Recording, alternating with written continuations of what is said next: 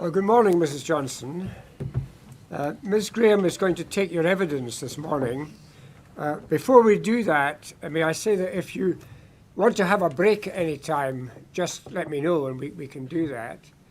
And then the next thing is that before you start, I shall put you on oath. Will you raise your hand and say the words of the oath after me?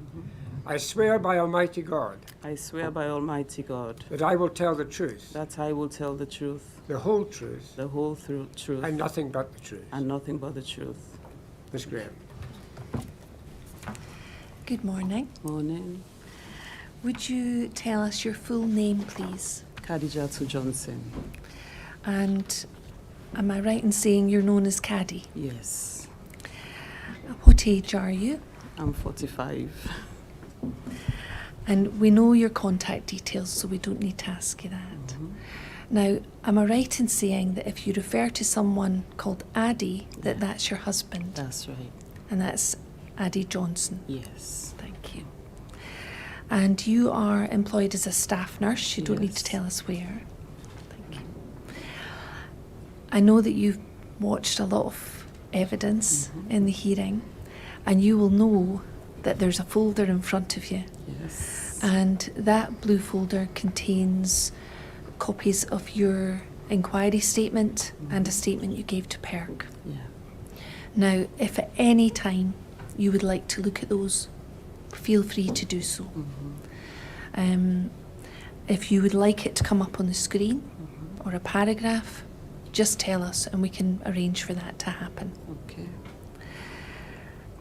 If you look inside, you will see what I'm calling your PERC statement, the statement you gave to PERC, which is 00252. And just so that everyone else can see, that'll come up on the screen. And as we move down the page, you'll see that you gave this on the 2nd of June 2015 at 2:10 in the afternoon. Do you have a hard copy of that in the folder? Yes. And it was taken by Investigator Alistair Lewis in the presence of Investigator John Clarkin. Yeah. And when you gave this statement to PERC, that was just under a month after your brother Shekubayo had died. Yes. And were you trying to tell them as best you could your recollection of the events and the truth about what had happened? Yes. And then can I ask you to look at SBPI 00236, which is your inquiry statement, and that should also be in the folder in front of you. And this is a statement that you gave to the inquiry, and it was taken by a member of the inquiry team. Yes. On the 4th of November last year. Yes.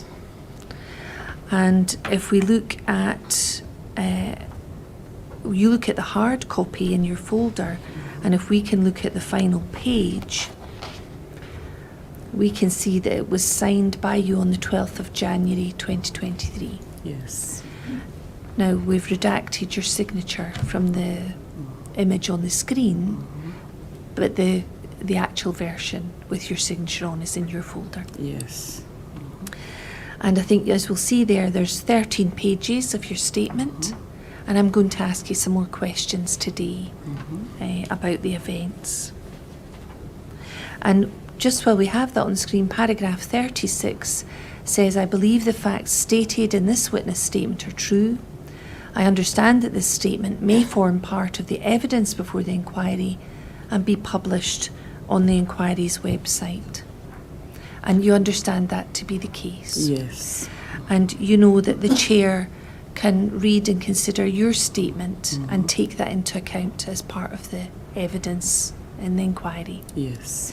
As well as the evidence that you give us today. That's under right. oath. Yes.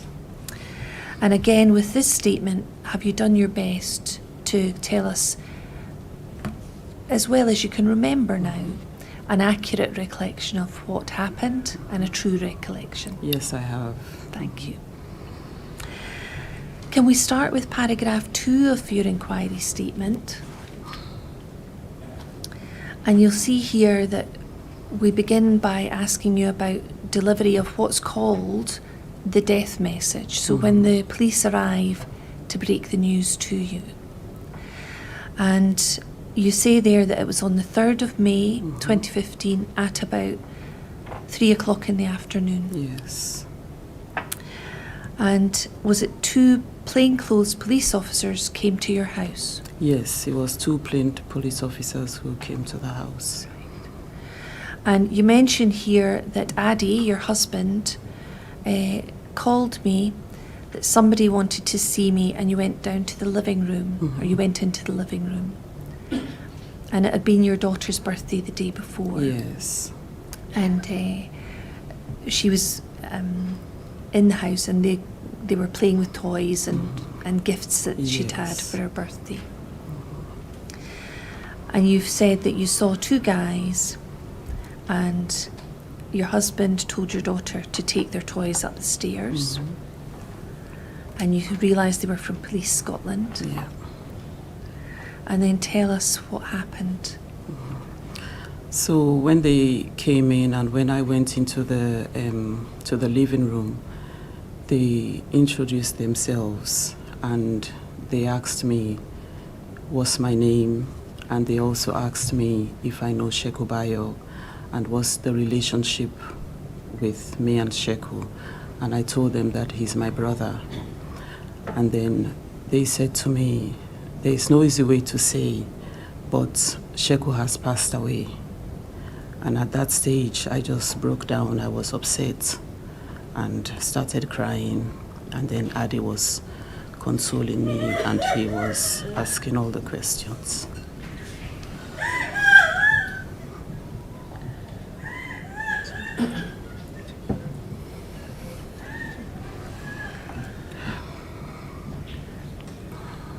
And you were upset. Do you remember what your husband was doing at that point? Well, my husband was asking them how he died, as anybody would ask when you get a message like that. How did your loved one die? And he was asking them all the questions, how he died, and, things like that. What did the police say to your husband? Well, like I said, I was not fully myself, but later on, Adi asked them how did he die. They were saying that they were looking for 2 guys. And the other thing again, they said he was found lying on the road, and they called an ambulance, and on the way to the hospital he died. We just had different stories during that time when they told us that he had passed. And are you able to remember now what the officers looked like? You've said there were 2. I can't fully describe them now, but it's been a while now. I can't remember what they look like. Do you Maybe if I see remember them. who it was that gave the information to your husband and to you?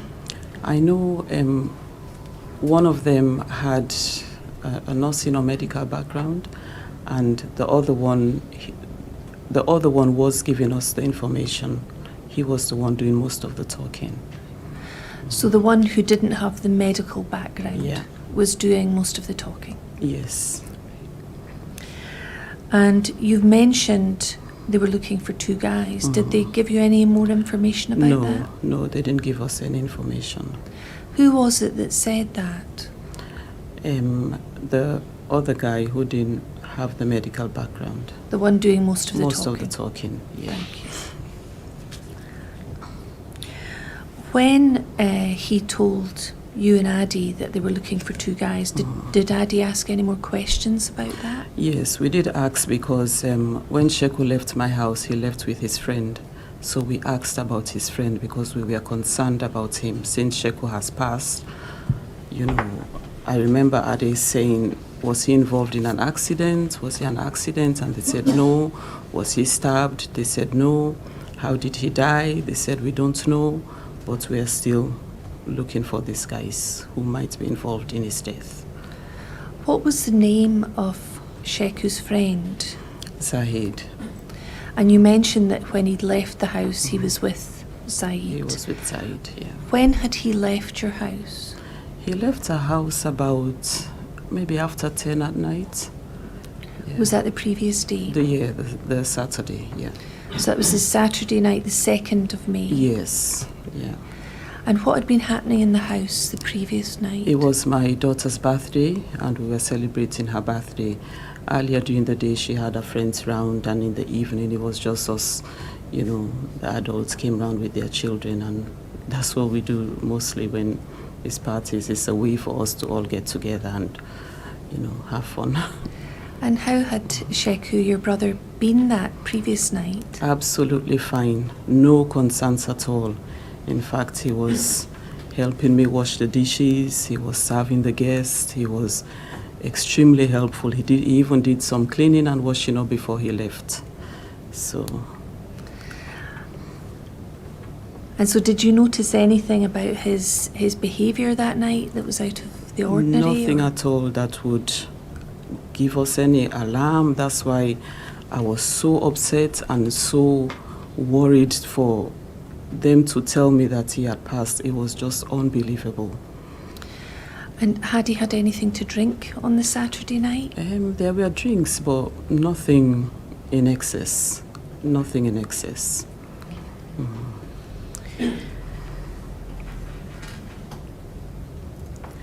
How long, when the officers were in the house with you, how long did they spend in the living room?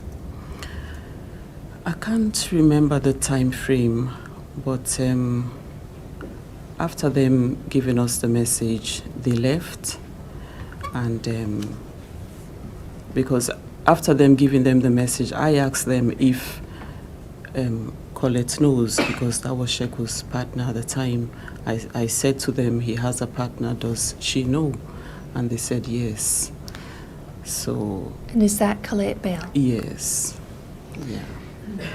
And they advised you that Colette Bell did know? Yes. And then I phoned her, and then shortly after they left the house.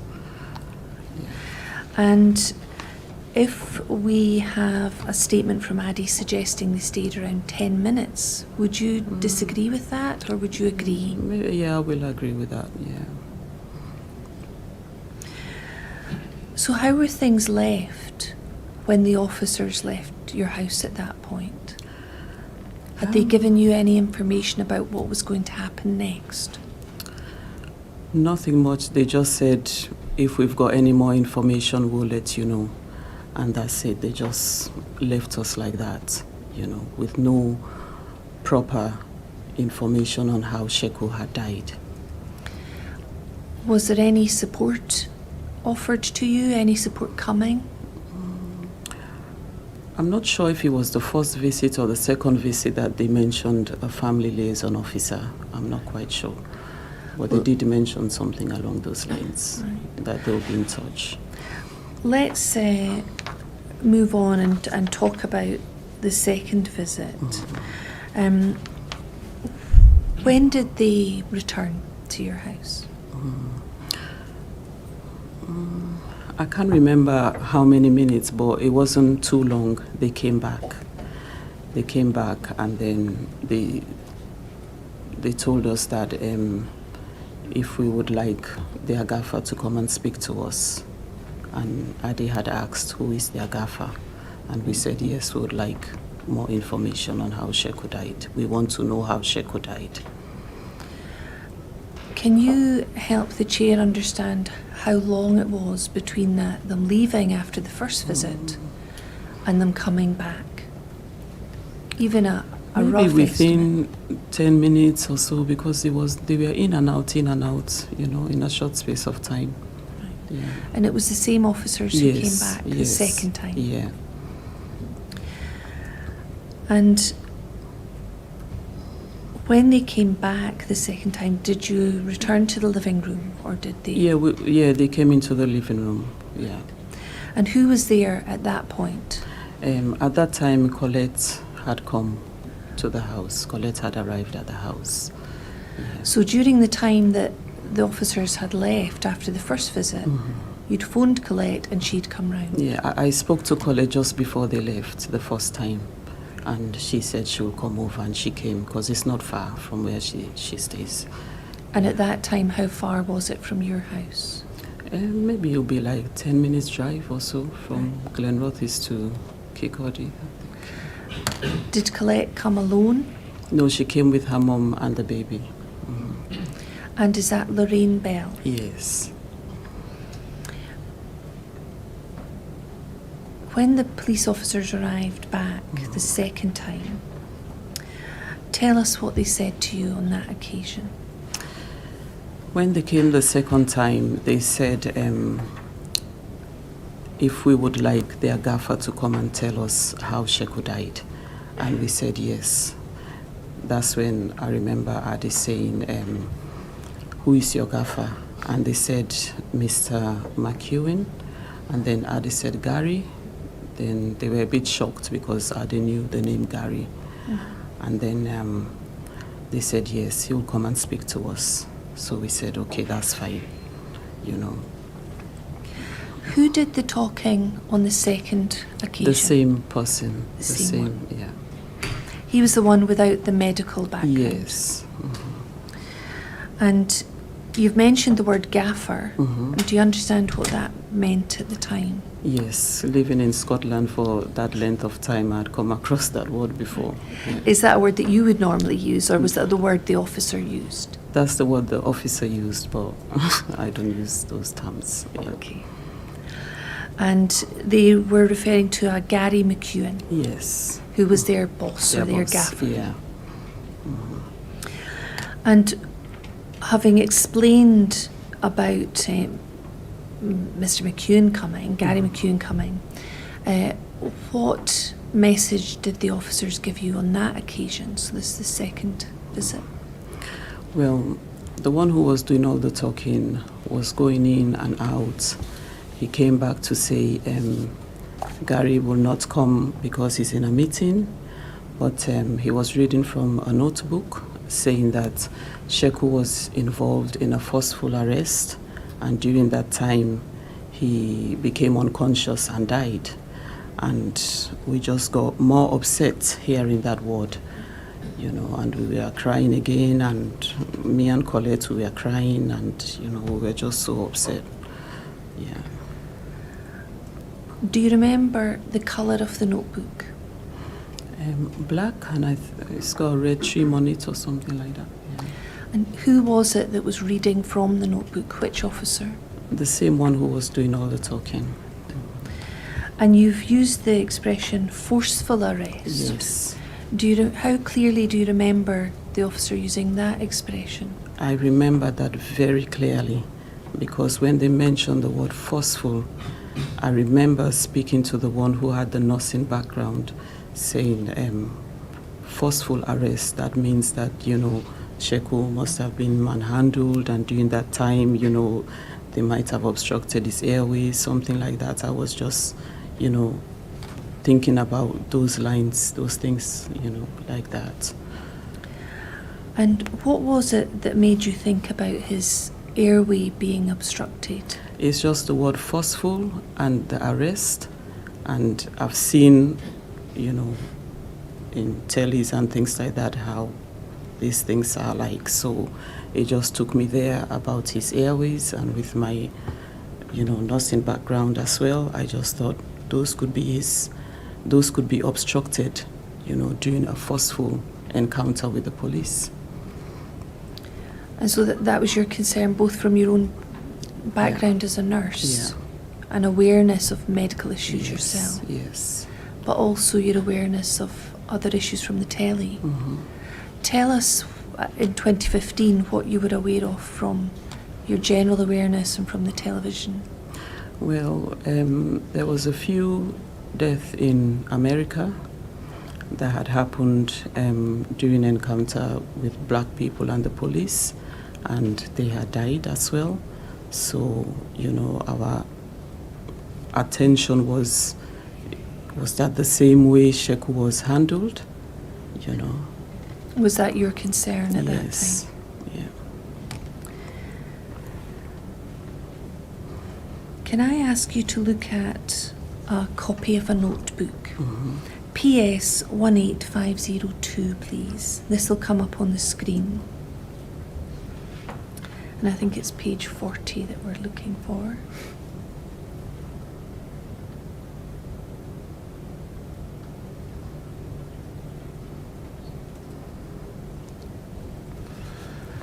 Now you'll see that that's in handwriting.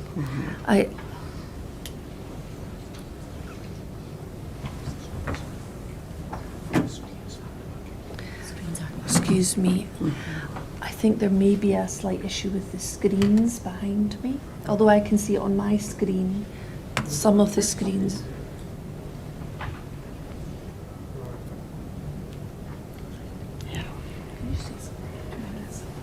I can see that it's working on the large screens and perhaps. I think you're indicating that we're having difficulties.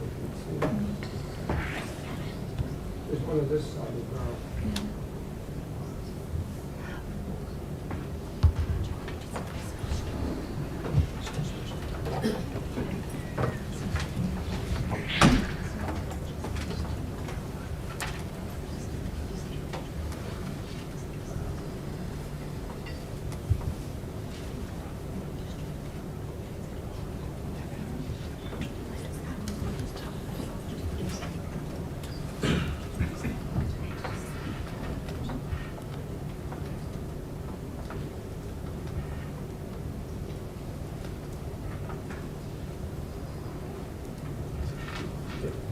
Everybody, thank you very much.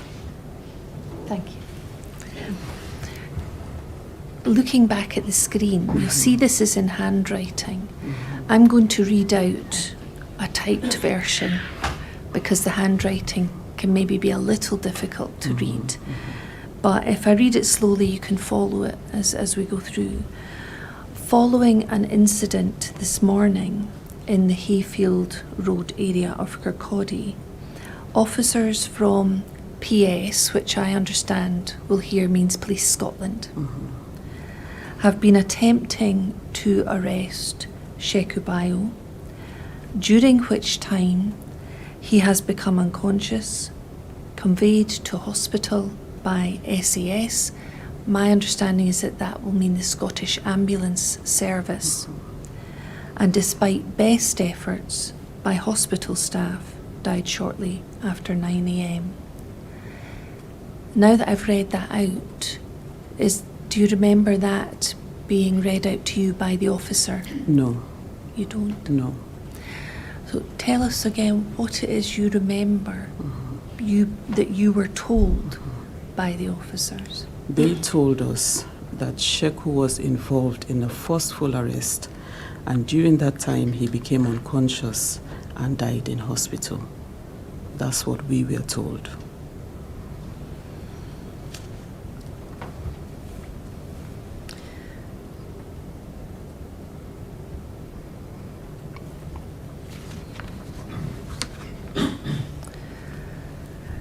You'll see that in the version I've read out that's on the screen, the words forceful arrest don't appear there. Yes.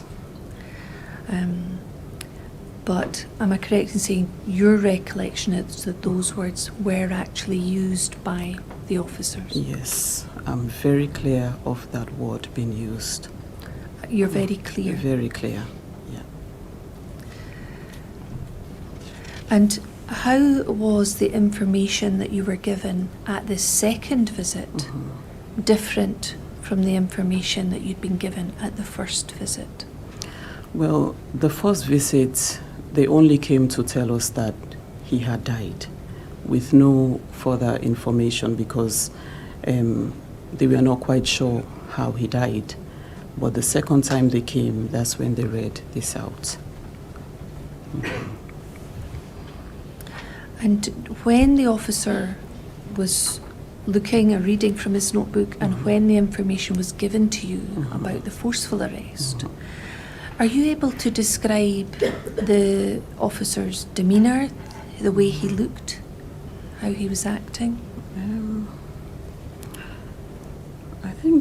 I think if I remember right, he was sitting down and reading from the notebook.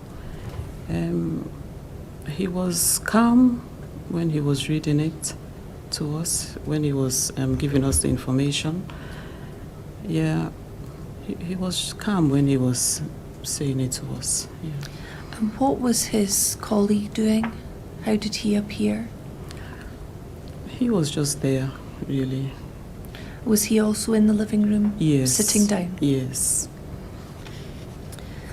And that second visit, how long did that last? Maybe I'll say about 10 minutes or so, something around there. I'm not quite sure about the length of time, but maybe about 10 minutes. Yeah. And you said earlier you couldn't remember if it was the first visit or the second visit, but there was some mention of a family liaison officer. Yes. Tell us what you were told about family liaison officers. They said a family liaison officer will be in touch, and if we need anything, they'll be able to help us with that. Were you given an explanation about what a family liaison officer was or No. what they did? No. Were you told when they would arrive? No, nothing, no.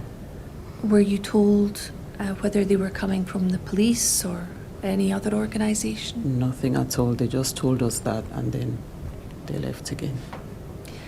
Were you told who they would be? No names or anything, nothing at all.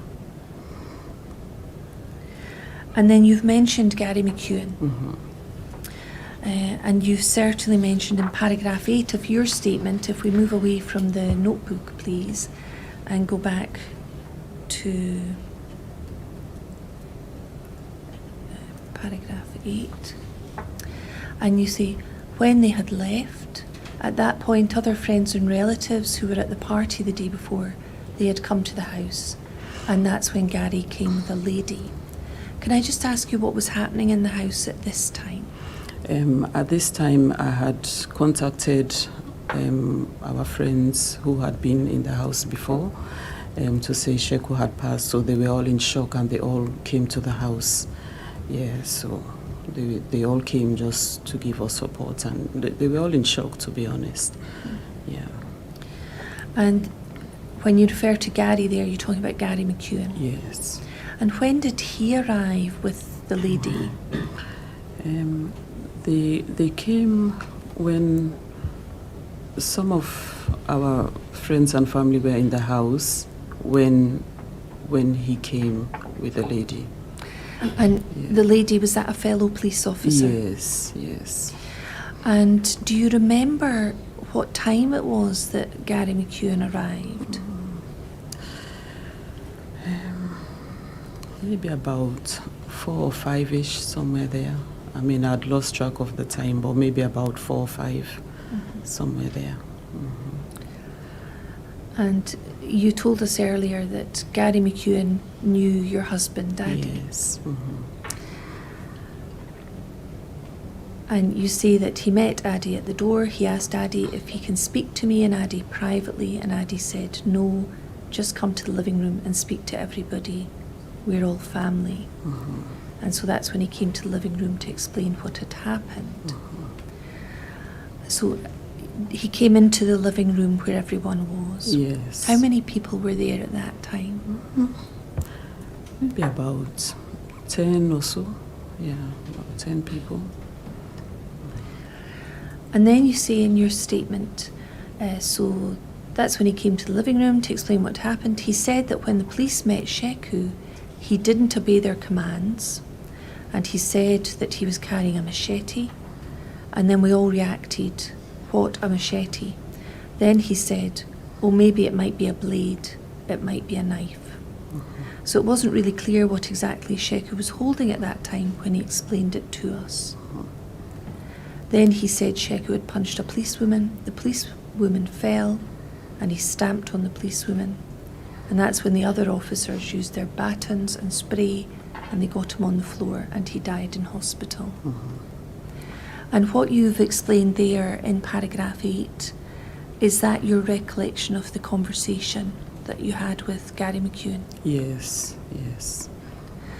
If I can, I'll go back through some of that with you, if you don't mind. And you said that initially he says that when the police met Sheku, he didn't obey their commands. Did he give you any more information about that at that time? He just said it as it is. He didn't obey their commands. We didn't know what sort of commands. We didn't know what was said or what wasn't said. That's just how he put it to us. And he mentioned a machete. The reaction was, what, a machete? And he said maybe it might be a blade, it might be a knife. Yeah. And you'll see that as that's written in the statement, there's speech marks or apostrophes. Oh, maybe it might be a blade, it might be a knife. Is that the words that you remember Gary McEwen using? Yeah, he said he was holding a machete, and then when we reacted to a machete, then he said it might be a blade or it might be a knife. He wasn't quite sure what the weapon was. All right. And then he said Sheku had punched a policewoman, the policewoman fell, and he stamped on the policewoman. Yes. Was this the first time that you'd been told that? Yes, this was the first time we heard all of that. And that was from Gary McEwen himself? Yes. He was the one doing the talking? Yes. And what was your reaction when you heard that? Very, very upset. We were all shocked, especially the word machete. I've never seen a machete in this country before. And for my brother to have that was very shocking for us to hear.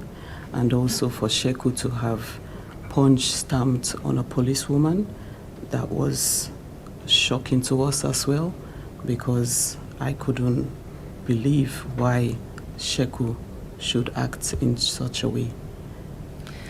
And why was it shocking when you heard this being said about your brother? Because that's not the Sheku I know. That's not how he was raised. That's not his character. So for him to do all of this was very surprising to us. If Sheku did act like that, was that out of character for him? Yes, that would have been way out of character, because that's not like him. And then at the end of the paragraph it says that's when the other police officers used their batons and spray, and they got him on the floor and he died in hospital. Yes. Can I ask you about the order of this? The way this statement's written is that Gary McEwen mentions that Sheku punched a policewoman, she fell, and he stamped on her.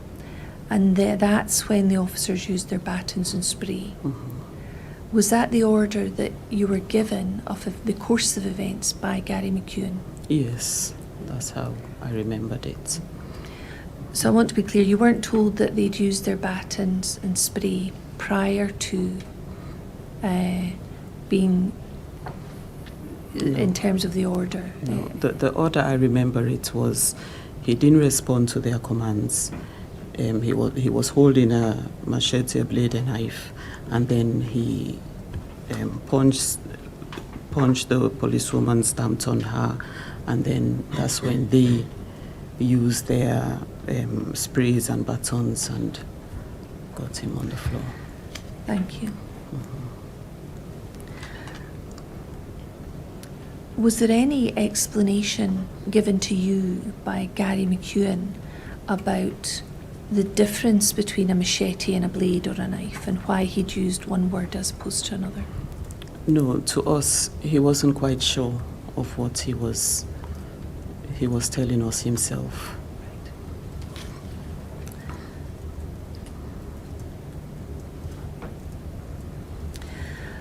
And in terms of the information that you were given by Gary McEwen, how did that differ from the information you'd been given earlier by the other police officers? Well, it's completely different, because at first they told us they are looking for two guys. He was found in the road. He died on his way to the hospital. And then Gary came with this completely different story. So it's completely two different information we got that day. You've mentioned that you were told he was found on the road. Who was it that told you Sheku was found on the road? That's the other guy when he was speaking to Ade. Was that the first visit or the second? The first visit. The first visit.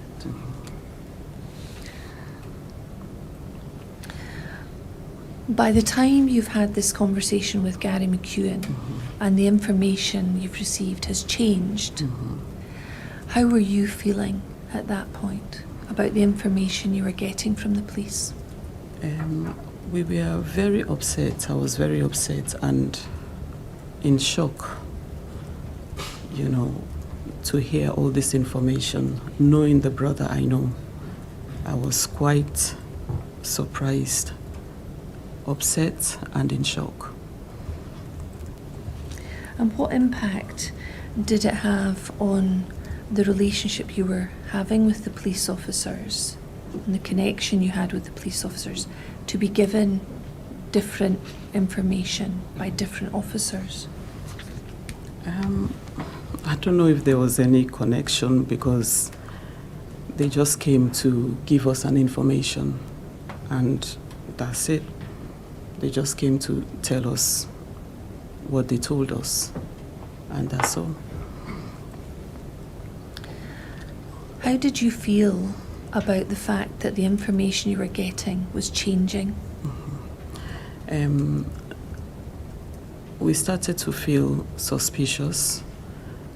We started to feel that are we really getting the real facts? Are these true? Is it the true story we are getting? Is it made up or what? Because how can you come and tell me I've lost a loved one and you don't know exactly what to say to me? How to tell me how he died? When you talk about suspicion or feeling suspicious, can you tell us a little bit more about those feelings that you were starting to have? Like I said, from the very first time they came in, they were not sure how Sheku died. And this was about 3 o'clock in the afternoon. And we got to understand that all of this happened in the morning hours. So for them to come to my house at 3 o'clock in the afternoon, still not knowing how Sheku died, was suspicious to me.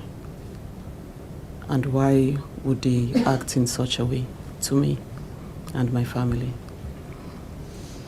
Can I ask you to look at paragraph 16 of your statement, please?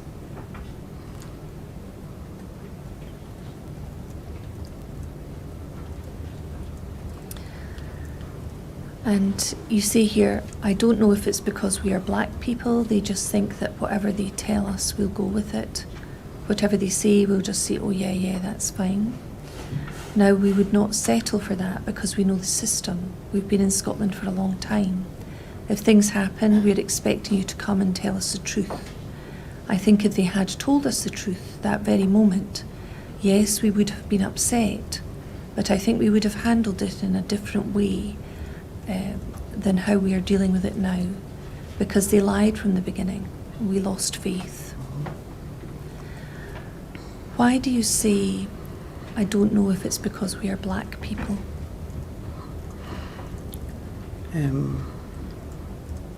Because that's my perception.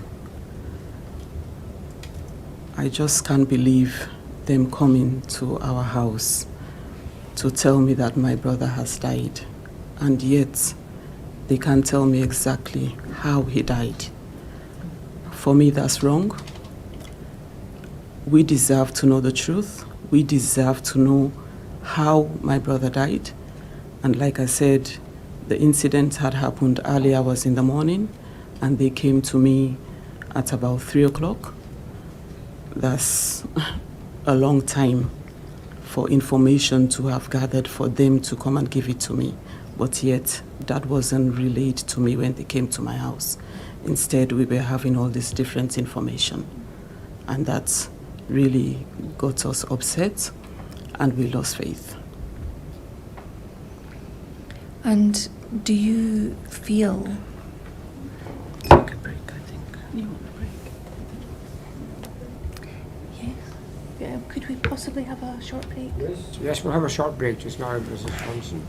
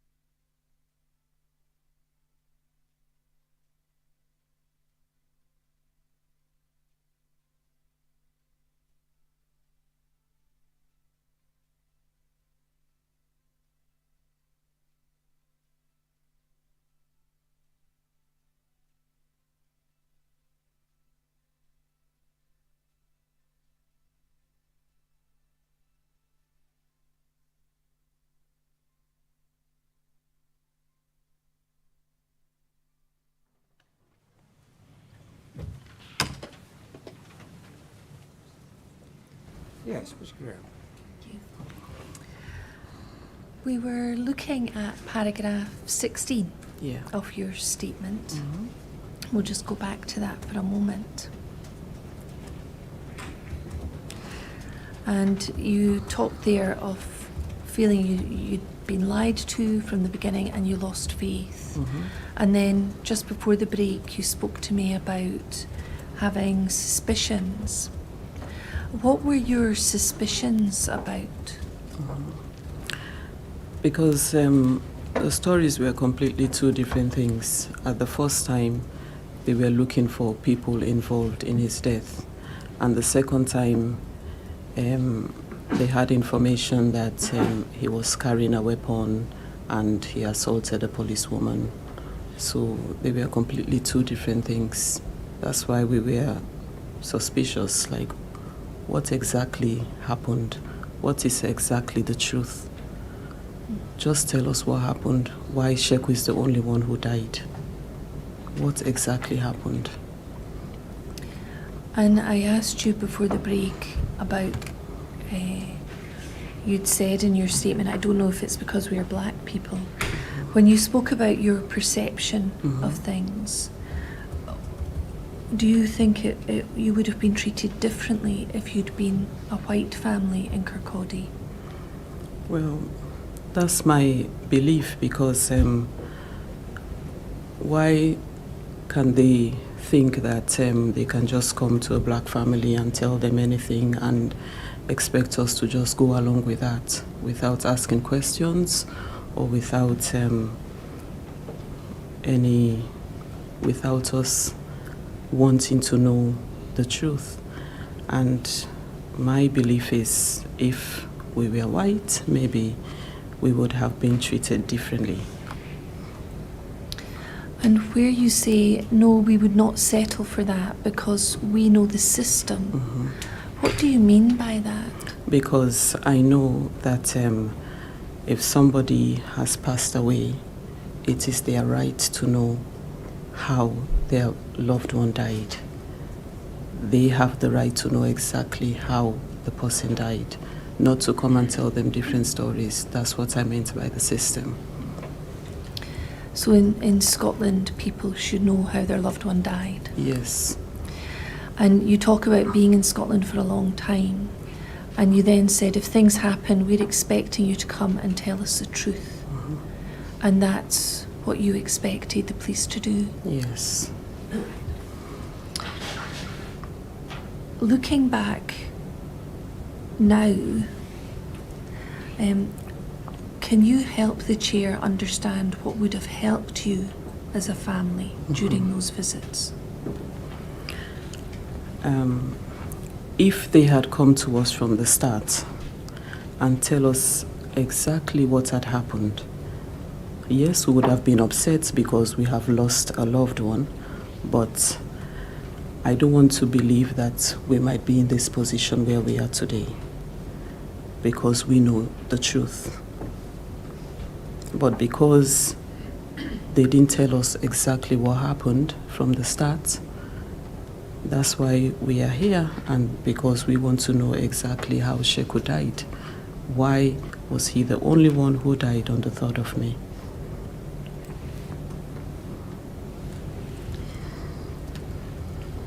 So from your own perspective now, looking back, how could things have been improved by Police Scotland when they came to the house?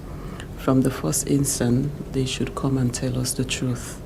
They should tell us exactly how police met Sheku or how the calls came in. We didn't know anything about the calls at the time. We didn't know anything about that. They didn't tell us that. Was that the 999 calls? Yes, we didn't know anything about that. So we want, if they had come and tell us exactly how they got the information up until they met Sheku, up until he died, just give us the in a systematic way how he died, then I think we would have handled it in a different way. And if the police didn't have all the information when they came to the house, And to what extent would you have still wanted more information from them? I want to believe that they had a lot of information from the morning up until 3 o'clock. You know, like I said, they didn't tell us anything about the phone calls. They didn't tell us anything much about how they met Sheku, all of these things. You know, so if they had given us all what they had at the start, you know, and as time went on, they had told us, you know, how things were going, what information they had, then I think that would have been helpful to us as a family.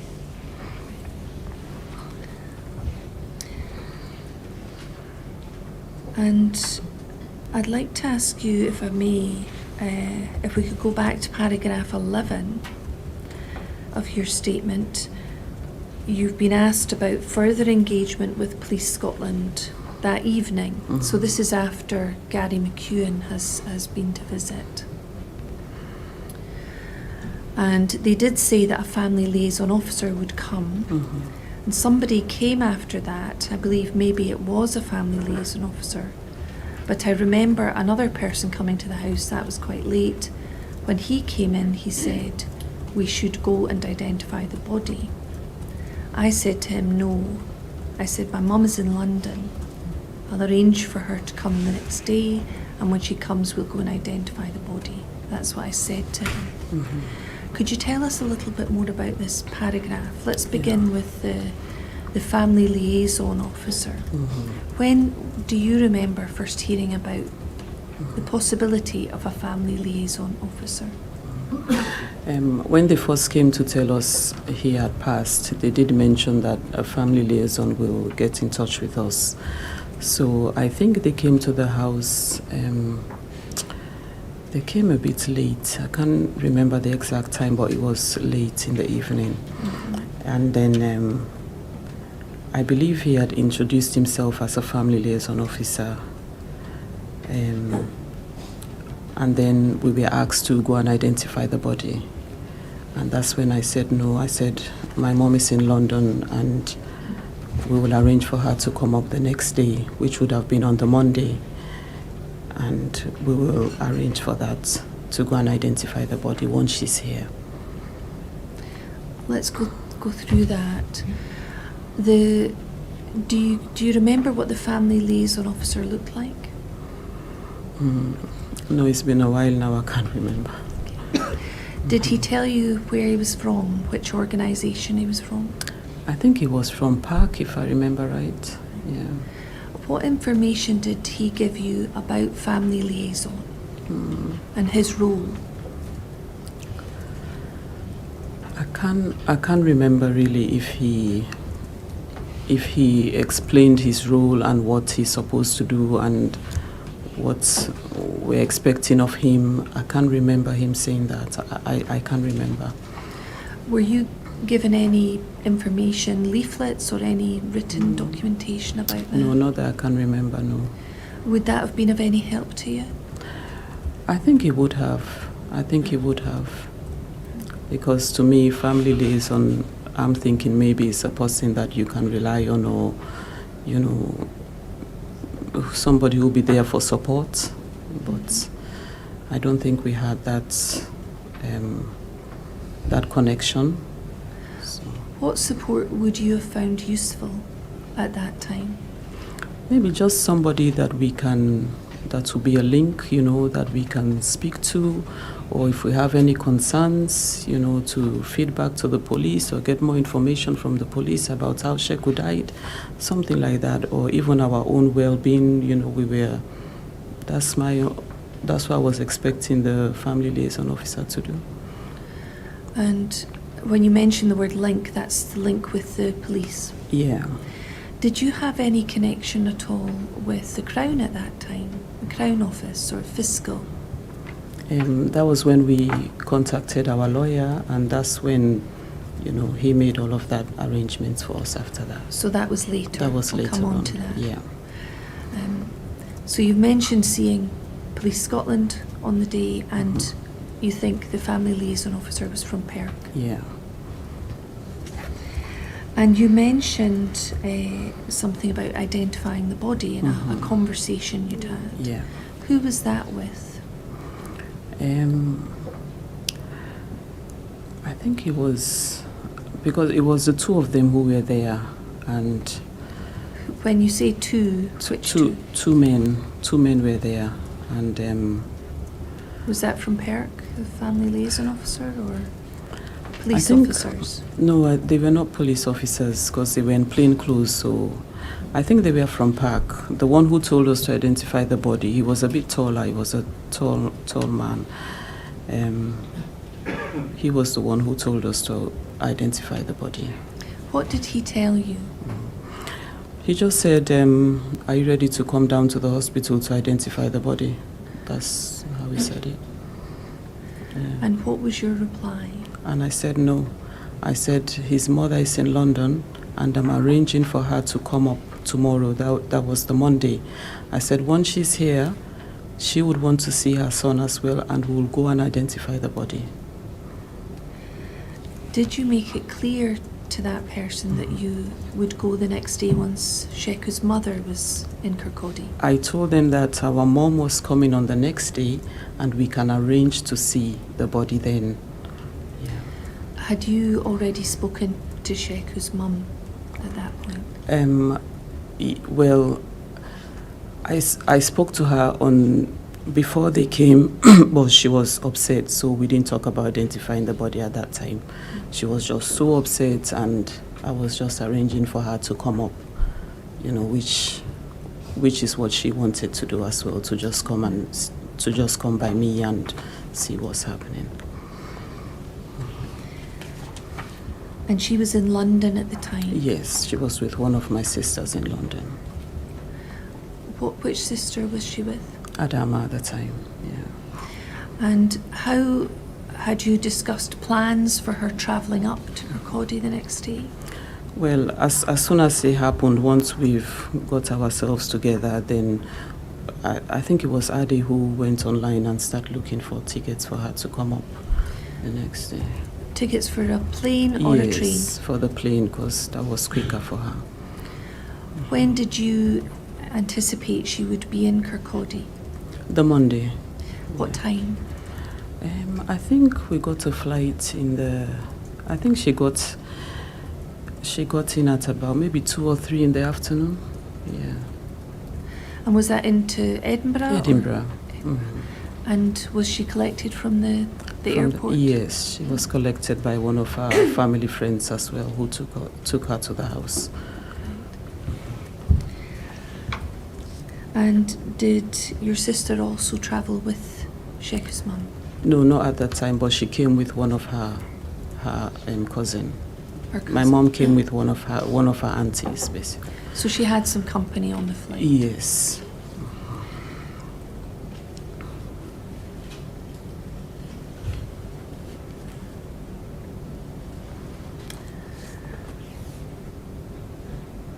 And when you explained to the person you think is from PERC, the family liaison officer, that Sheku's mum would be travelling up the next day, did you make it clear that you'd be willing to identify the body once she had arrived in Scotland?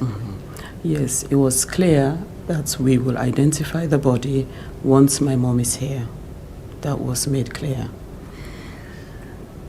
And did the person ask any more questions about when your mum would get to Scotland or how she was getting to Scotland?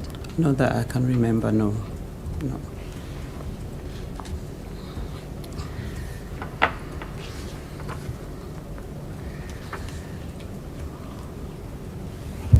Can I go back to paragraphs 15 and 16 of your statement? Can I ask, let's look at 15 first of all. You said in line 2 there, I feel it was appalling the way we were treated, because how can you come and deliver such information when you know that the very first question is, how did my loved one die? And yet you couldn't tell us. Why did they feel that they can come to our house to deliver such information without knowing the proper answer?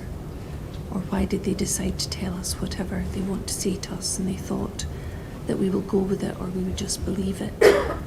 I work in the healthcare profession. I have seen the way doctors break such news to family members. Even if a death is expected, the way you break the news to family members, you do it with compassion. You mentioned the word compassion there. Mm-hmm. How would you compare your experiences on the Sunday with the police to what you described there? Well, for me, there was no compassion. They just came, they told me the news. Yes, they were calm, but I didn't feel no compassion because if you are delivering such information, you should have the right words to tell me. You should have the true words to tell me, but that wasn't expressed to me. So for me, there was no compassion. They just came, they did their job and just told me the news. Looking back now, how do you feel that, or how do you think the police could have demonstrated compassion to you?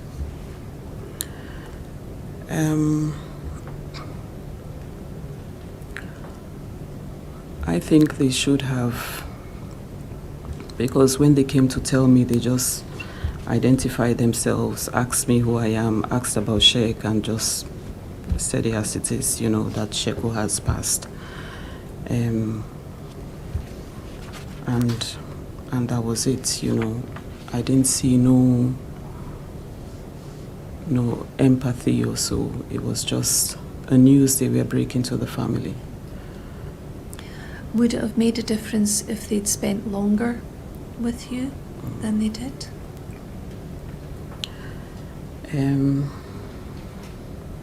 Maybe not, because they were not giving us, they didn't know what to say to us, so there was no point in them staying any longer, you know. Do you feel there was a difference between the way you were treated when the family liaison officer arrived compared to the police officers who arrived initially?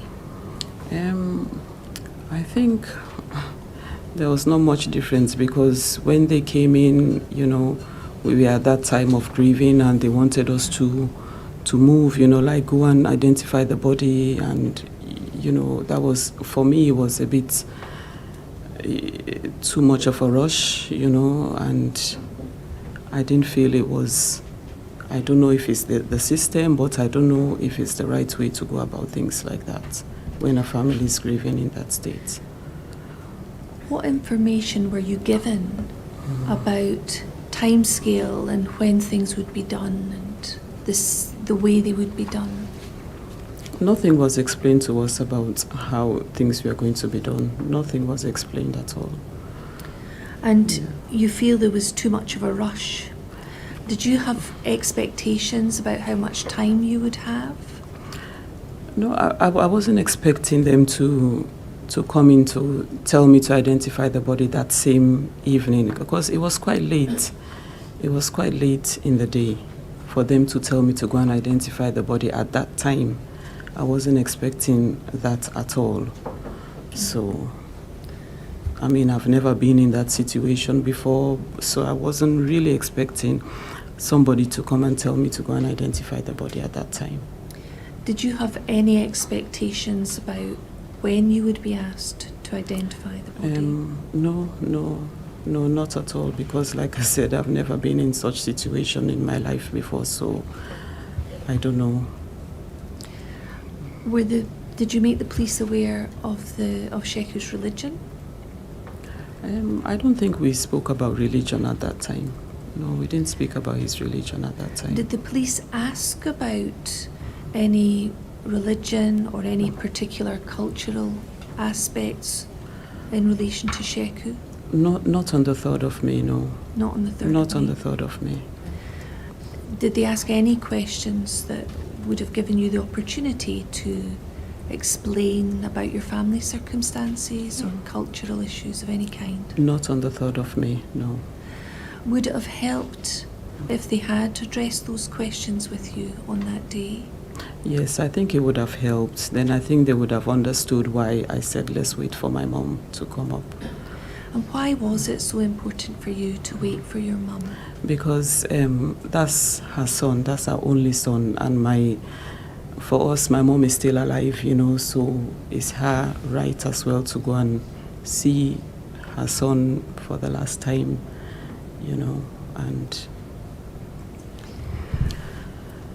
And is that something you thought would be very important to your mum? Yes. Was your mum the lady we saw in the video last May? Yeah. Before we started the evidential hearings? That's right, yeah. And we've seen her in the public space. Yes. Watching Yes. the evidence. Yes. And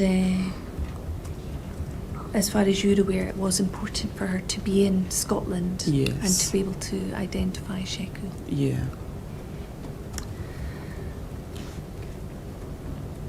When the family liaison person came, did they discuss any or ask you any questions about Sheku's religion or any cultural issues? No, not on the thought of me. They didn't ask me anything about that. No.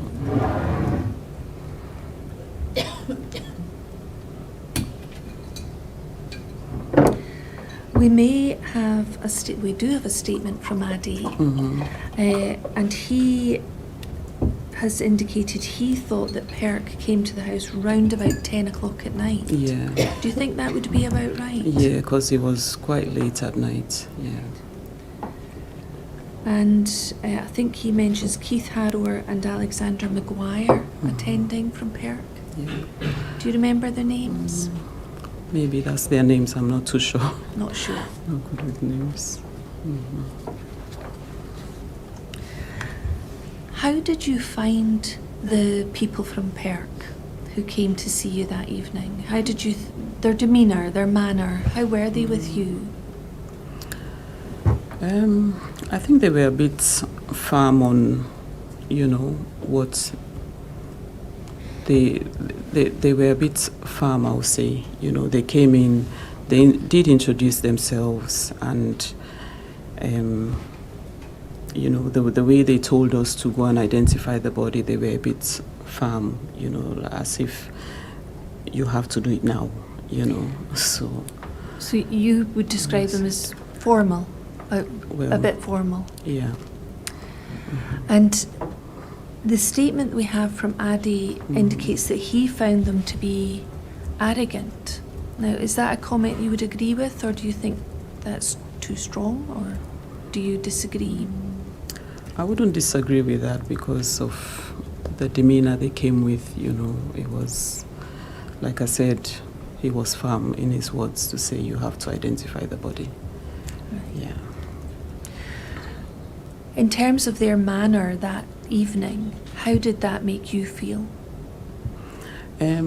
I was a bit upset and angry because I thought you have walked into my house, from 3 o'clock. I don't know exactly how my brother has died. No one has told me yet the full truth. And yet you are coming to tell me now to go and identify the body this late at night. Did they tell you where Sheku's body was at that time?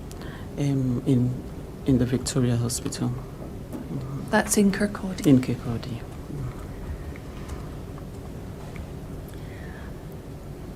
In terms of, you've talked about your expectations about how the family liaison would deal with your well-being, the well-being of the family. Do you feel that that was a significant part of their role or the way they dealt with you? I believe that maybe that was part of their role, How do you feel in terms of whether they fulfilled that role? They didn't fulfill that role at all to me because I didn't feel any support from them. What could they have done for you to feel more supported? Just to, maybe just to check up on us, how we are doing, how are we coping. Like I said, they should have been like a link. We were looking for somebody at least we could use to speak to the police, or police might give them information to pass on to us, something like that. That was my feeling and understanding how they were supposed to work. Obviously, I'm asking questions about this today. Did anyone from the family liaison ask you how they could support you and how they could help make you feel more supported by them? At the very first instant, because we didn't have that connection with them, I don't think we saw them. I don't think we saw them again after that, if I remember right. Yeah. Why was So- that? I don't know. Did they get in touch with you again at all? No. After that, we were just communicating with our lawyer after that. Yeah. And once you instructed your lawyer, Anwar, Yeah.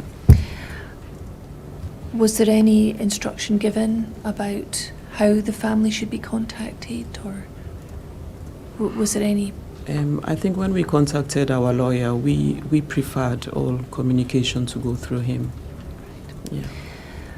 And was that the position from the moment you Yes. instructed Anwar? Yeah.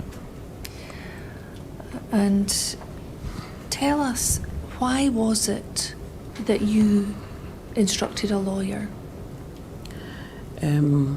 When we had called all, like our friends, they all came and they were there when Gary was explaining how Sheku died.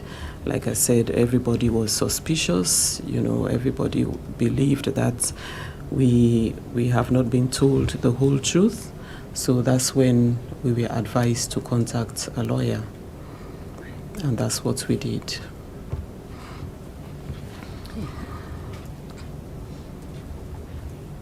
At the point you instructed a lawyer, how was your, I use the word relationship, but how was your connection with the police at that time? There was no connection. There was no connection after that. Yeah. If you'd had a better connection with the police, would you have instructed a lawyer at that stage? Maybe not at that stage, because if we had trusted them and we had had that connection with them, maybe later on, but not at that very instant. Right.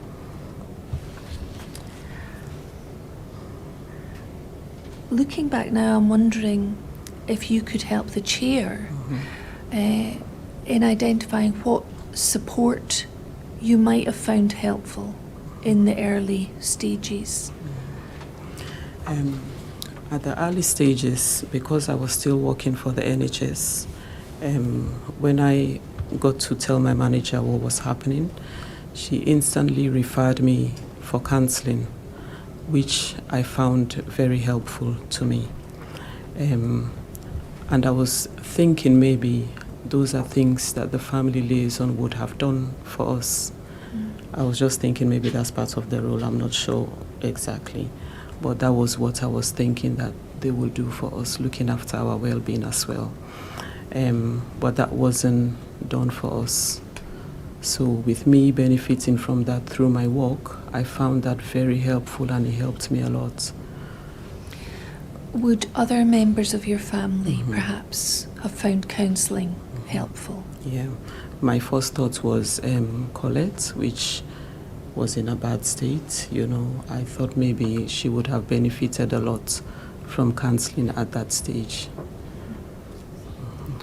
And so if the family liaison had built up a better rapport or a better relationship, you would have hoped that they could have organised counselling for other members of the family? Yes. I mean, even counselling was suggested by my manager. I didn't even think about that, so which I found very helpful. So I was thinking that maybe these are things they should have suggested to us, or to Colette, for us to benefit from that, but that wasn't offered to us. And apart from counselling, and I've asked you specifically about leaflets or written information, is there anything else now that you think you may have found helpful I think just general checking up on us, how we are doing, what's happening, do you need anything, any help at all? I think that would have been helpful to us. And in terms of the regularity, obviously everyone will be different about how often they want that contact. What would you have found helpful in terms of how often they would have contacted you? Well, after the 3rd of May, Gary visited the house a few times. You know, he came to the house, he was asking how we are doing, if we need anything, if we need anything at all. You know, he was just checking up on us on a regular basis. Yeah.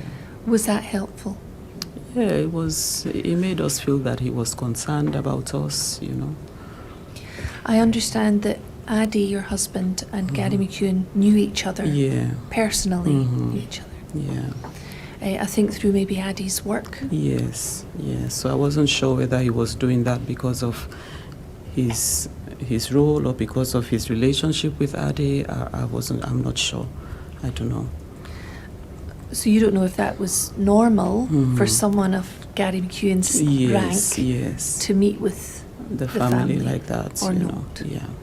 I think we may hear that that's not always what happens.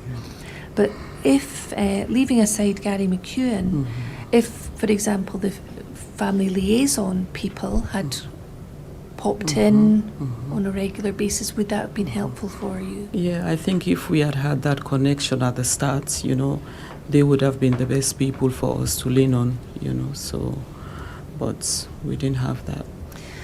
And once your solicitor was instructed, you've said that all contact was through him. Yeah. Did that prevent ongoing contact with Police Scotland or the family liaison from that moment? Yeah, from that moment, we wanted that. We wanted that communication to go through our lawyer, you know, so because there was nothing there, there was no help there, so we might as well go through our lawyer. But if that support or help had been there from the 3rd of May, would you have continued to rely on that or lean on that support? If it was there at the start, they would have been our link, and we would have leaned on them for a while. Thank you. I'd like to move on and ask you some more questions about the identification.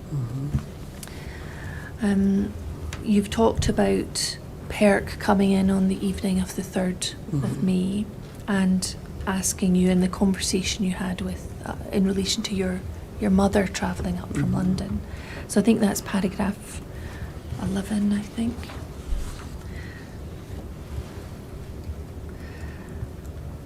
And we touched on that earlier when we were exploring family liaison, but we'll see in the second half of that paragraph you talk about remembering another person coming to the house quite late, and when he came in he said we should go and identify the body, and I said to him, no, my mum is in London, I'll arrange for her to come the next day, and when she comes we'll go and identify the body.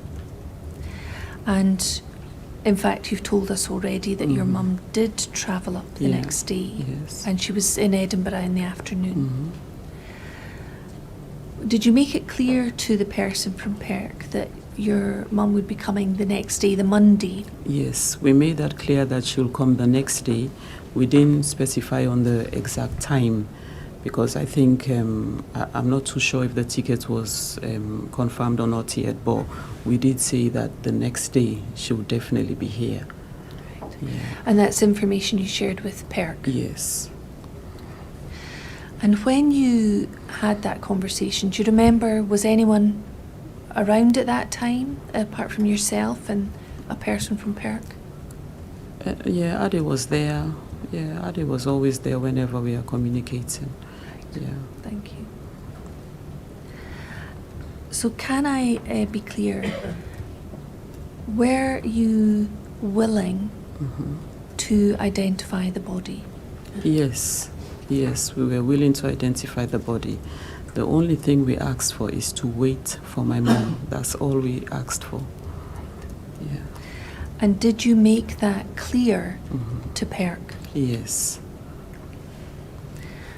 So when that conversation was concluded, what was your understanding of the position about identifying the body?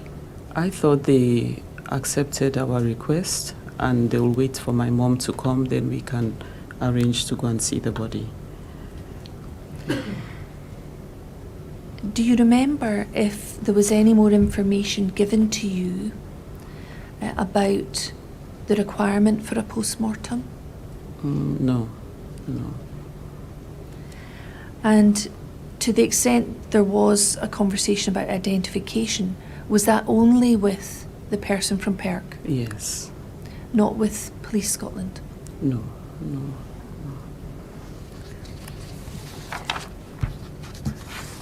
Were PERC aware that Sheku was a Muslim? I don't know if they were at that time. I don't know. All right. Yeah. Do you remember if they asked any questions about that? No, I can't remember any questions was asked on the 3rd of May. No.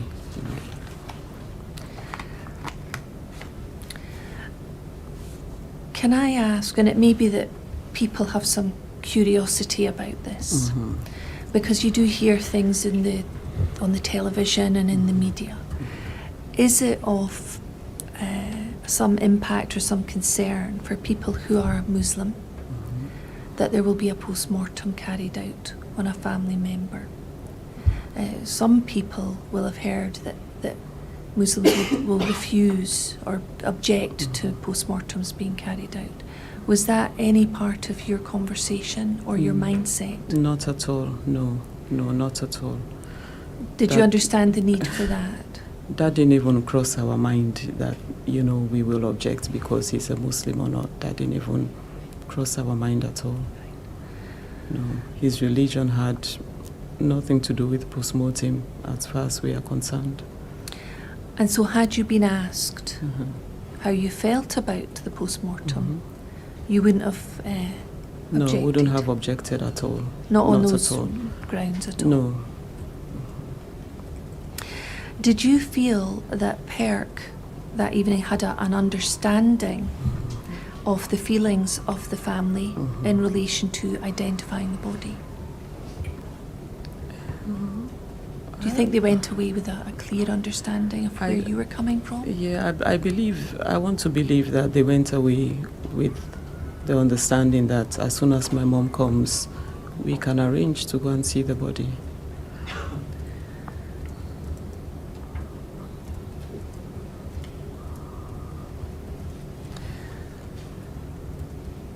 Did you at any stage have the impression that you were being asked for consent to the post-mortem being carried out? I believe that maybe after identification, then post-mortem would be carried out after that. Right. Yeah. So your understanding at that time was that identification would take place first? Before, yeah. Did you understand the ways in which the body could be identified? No. Did you have any impression that it could only be the family that could identify Yeah, that's Sheku? That's my understanding, yeah. Did anyone explain to you that they could identify him in other ways? No. Was that a surprise to you? Yes. Like I said, no much information was given to us. They just asked us to go and identify the body, and we said no, and that was it. No, until my mom comes came. up, yeah, and that was it. Can I ask you to look at another statement? Because I'm going to ask you to comment on this. It's PERC 00007, and it's a statement of Keith Harrower, who is a Deputy Senior Investigator with PERC. And it's dated the 6th of August 2015. And I've not noted down the page number, sorry. It's my mistake. Could you find the page number for me, please? I'll read out the first paragraph that I want to look at. Is during discussions with the family Apologies for this. Here we are. Thank you very much. I'm not sure which page that is actually. It's page 6. Thank you. Sorry for that.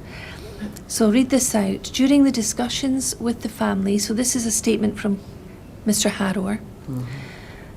I informed them that COPFS, the Crown Office, have made arrangements for a post-mortem examination of the now deceased in Edinburgh on the afternoon of Monday, 4th of May 2015. Do you remember having a discussion with Mr. Harrower or hearing about a discussion No. with Mr. Harrower about a post-mortem taking place on the Monday? No. I requested that 2 appropriate family members could make themselves available to attend the City Mortuary in Edinburgh to make a formal identification of the body. Do you remember hearing or receiving a request that 2 family members attend the City Mortuary in Edinburgh? No. Can't remember this conversation. Mr. Johnson, now we can take that as being your husband, Addie Johnson, stated that the family had discussed matters and no members of the family were willing to do the identification until family members, including the now deceased's mother, came to Kirkcaldy. Do you remember that being Addie explaining that to Mr. Harrower? No, I can't remember this conversation between them. Maybe it's the 2 of them who had this conversation, but I wasn't aware of this. You weren't aware of it. But it is correct that you were waiting for Sheku's For my mother mother, to yeah. come. That was said to them on the 3rd of May when they wanted that. So. And then it says on the next page 7, she was travelling from England with a group and would possibly arrive sometime the following day. Yeah. And so she was coming from London Yeah. and arriving the next day, the Monday. And it says there she was coming with a group, but you've told us that was a cousin. It was just one. The rest came by road. So. Oh, right. Yeah. So other members of the family came By on the road. Yeah. Tell us, if we look at paragraph 20 of your statement,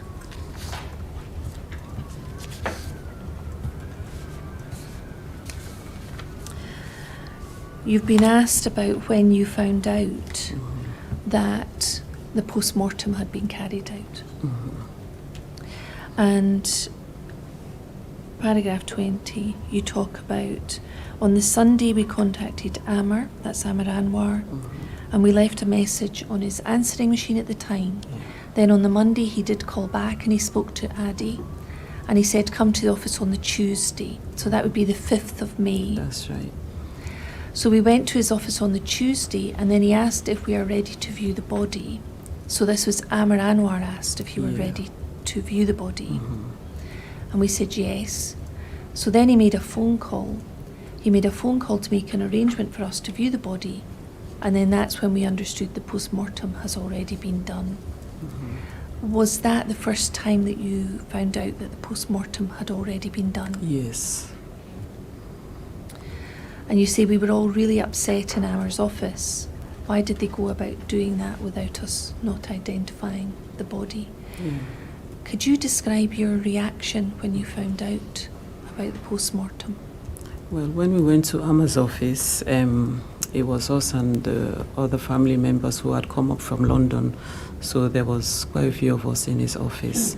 And when he told us this information, we were all so upset, shouting, and we were just saying, why did they go ahead doing that without us not identifying the body?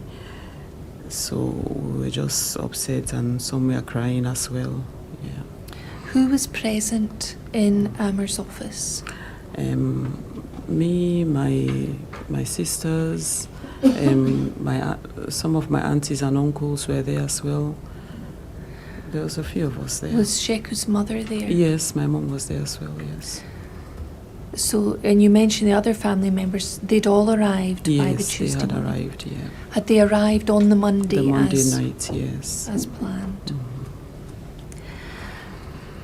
From your perspective at that time, What did you understand the purpose of viewing the body to be?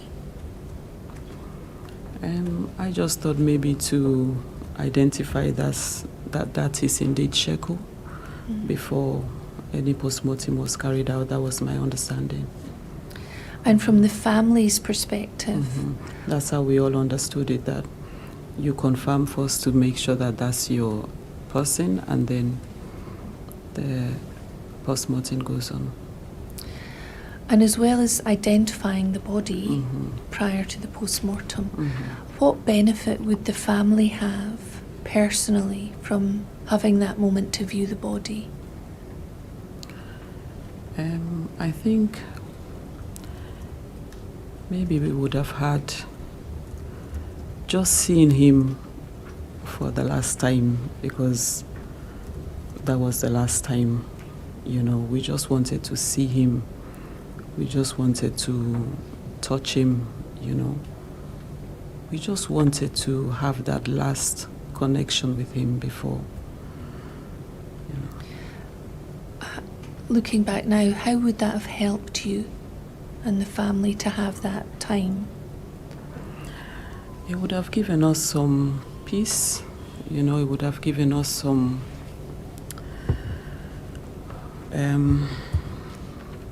I think we would have some peace in our minds, just seeing him and touching him for the last time and saying our goodbyes to him. But we didn't have that opportunity to do that. And having missed out on that opportunity, what impact has that had on you? Now we are only left with what if. What did he look like? What happened? Was his arm broken? Was his leg broken? We're just speculating now in our minds how his body was.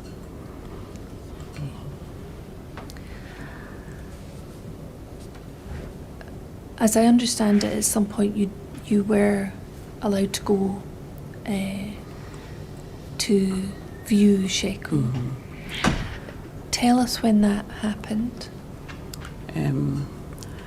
After we got the message, Amma arranged for us and we went to view the body. I can't remember the specific date anyway, but we went to view the body in Edinburgh. That's where we went to view him. Who was there? It was me, Ade, my two sisters, and my sister's husband at the time. Anyone else from the family? No, that's us. My mom didn't go. And tell me, what information were you given about what you were about to do in advance of seeing Sheku? What advice were you given? What information? What support were you given? There was no information. It was just, you're going to see Sheku, and that was it. Yeah. You mentioned in your statement that he was behind glass. Yes. Was that explained to you No. before you went that he would be behind glass? No. And you've mentioned earlier about wanting to touch Sheku. As I understand it, that wasn't permitted. Yeah. Had that been explained to you, that he'd be behind glass and you wouldn't be able to touch him? I think it would have prepared us mentally to know what to expect when we walked in. But when we walked in, we just saw glass and they opened the curtain and we just saw his face. We were quite surprised, to see him like that, because we were expecting to touch him, feel him, but nothing. We didn't have that opportunity, and we were not prepared to go in to see him through a glass and just to see just his face, and that's all. And in terms of being given more information to allow you to prepare, would you have found that helpful before you arrived at the mortuary or on arrival? What would have been most helpful to you? Most helpful if we would have got that information before we got there. But even so, if when we arrived, they would have told us that information, that would help us as well. And having not had that information, what impact has that had on you long term? Oh, like I said, a big impact, because all we saw is his face through a glass window, and that was it. We didn't touch him, we didn't have that connection with him, we didn't speak to him, nothing at all. He was just there, and that's all. Were the whole family part of that viewing, or did only some members? It was myself, Adama, and my sister's husband at the time who actually went in to see him. So was Adi, your husband, there for the viewing? He didn't go inside to see him. He was sitting in another room with my older sister, with Costa. So of the family members who went in, there was one man who was your sister's husband at the time? Yes.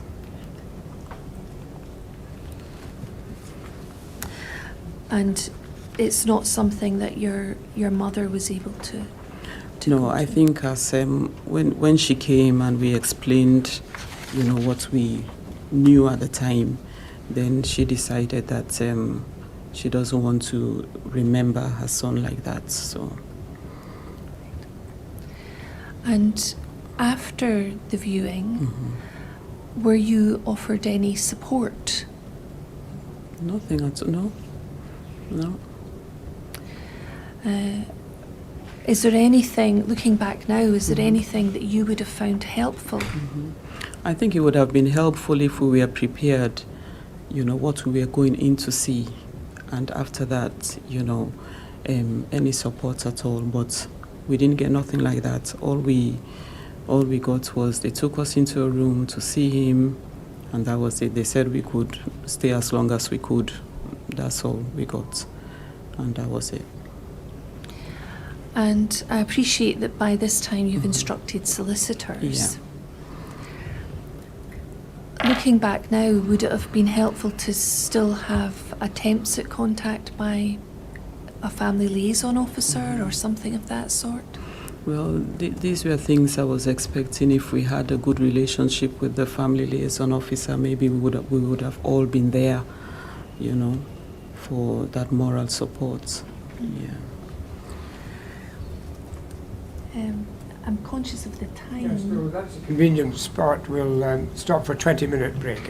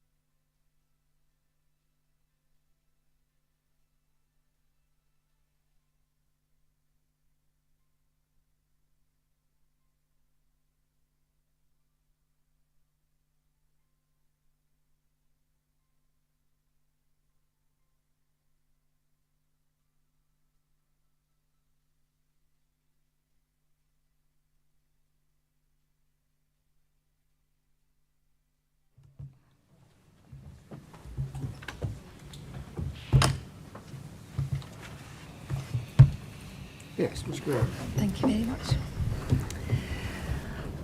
Could I very briefly just go back to paragraph 20 of your statement? And I'd just like to clarify one small thing before I move on. It says in your statement, this is the time that you went to the offices of Amar Anwar, Yeah.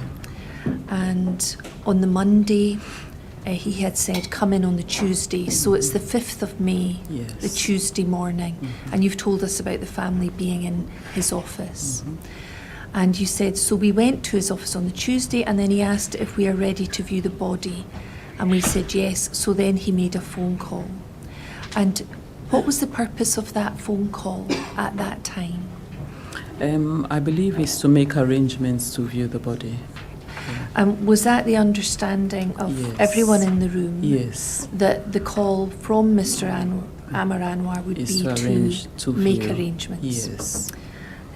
So at that time, in terms of what the family and your solicitors were aware of, you thought you were still to make arrangements to view the body Yes. prior to the post-mortem being carried out? Yes. Thank you.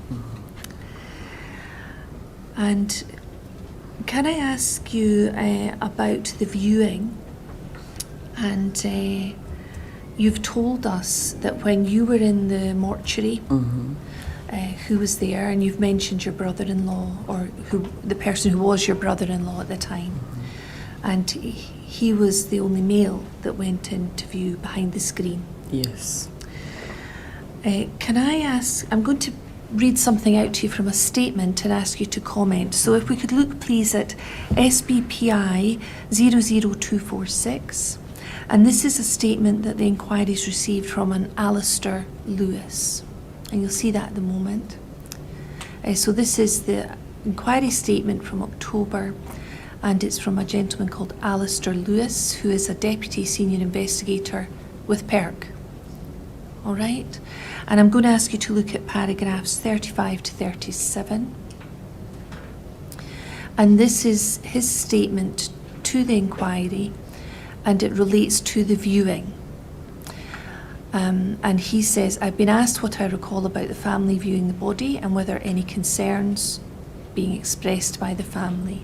The family viewed the body through a large glass window, and Sheku was lying in the room, the other side of the glass. I remember them asking us something about Sheku's eye, and there was no injury to his eye, I don't think. I think it was Adi and Kadi, and there was another male there who refused to identify himself. Basically wouldn't make any contact with us at all. Do you remember speaking to Mr. Lewis at the mortuary? There was a man there, but I can't remember his name. Maybe it might be him, I'm not sure. Had you met that man prior to going to the mortuary? I can't remember, maybe I can't remember. All right. And he goes on to say, Adi and Kadi attended at the mortuary, however they did not view the body of Sheku. It was this male who then wanted to view the body. I don't know where the information had come from, but they asked about an eye injury, and I said, no, there's no such injury. And he has said there that although you and your husband attended at the mortuary, you did not view the body. Is that correct? No, that's not true. Like I said, it was myself, Adama, and my sister's ex-husband at the time. We went in to see Sheku. Right. And then paragraph 36, please. This is his statement. I've been asked if I remember any comments suggesting there would be repercussions for Sheku's death. There was. It says brother-in-law. I don't remember him identifying himself as their brother-in-law, but there was certainly a male, if it was him who viewed Sheku, did mention something. I can't remember his exact words, I can't be sure, but the words, "you will be avenged," springs to mind. But I didn't record that, and I'm not 100% certain of that, but words to that effect. Do you have any recollection of your brother-in-law using the words, "you will be avenged"? No, that word was never used. It was never used. When we were in that room, we were just so sad. Seeing Sheku, we were crying. Even when we came out, Kusna and Adi were asking us how he was. We were explaining, and then we were crying as well. And that was it. Nothing at all was mentioned. He never said a word. And then can we look at paragraph 37, please? I have been asked from the handwriting if it was me who submitted an incident message dated 6 May, time 10:30. That's 10:30 in the morning. That's intelligence, so it's recorded within major incident. So yes, I submitted that. It states, during family viewing of the body at the above time and date, a brother-in-law of the deceased made the following comments. There will be justice, there will be violence. We will get those responsible. This was repeated several times. The comments were overheard by PERC investigators during the viewing. Details of this mail would not be provided. When I say details of this mail would not be provided, I mean that the individual was unwilling to confirm his name to me. Again, can I ask you, do you remember during your visit to the mortuary those words being said by your brother-in-law? There will be justice, there will be violence, we will get those responsible. Those words were never said by him. Never said by him. I don't know where they got this from.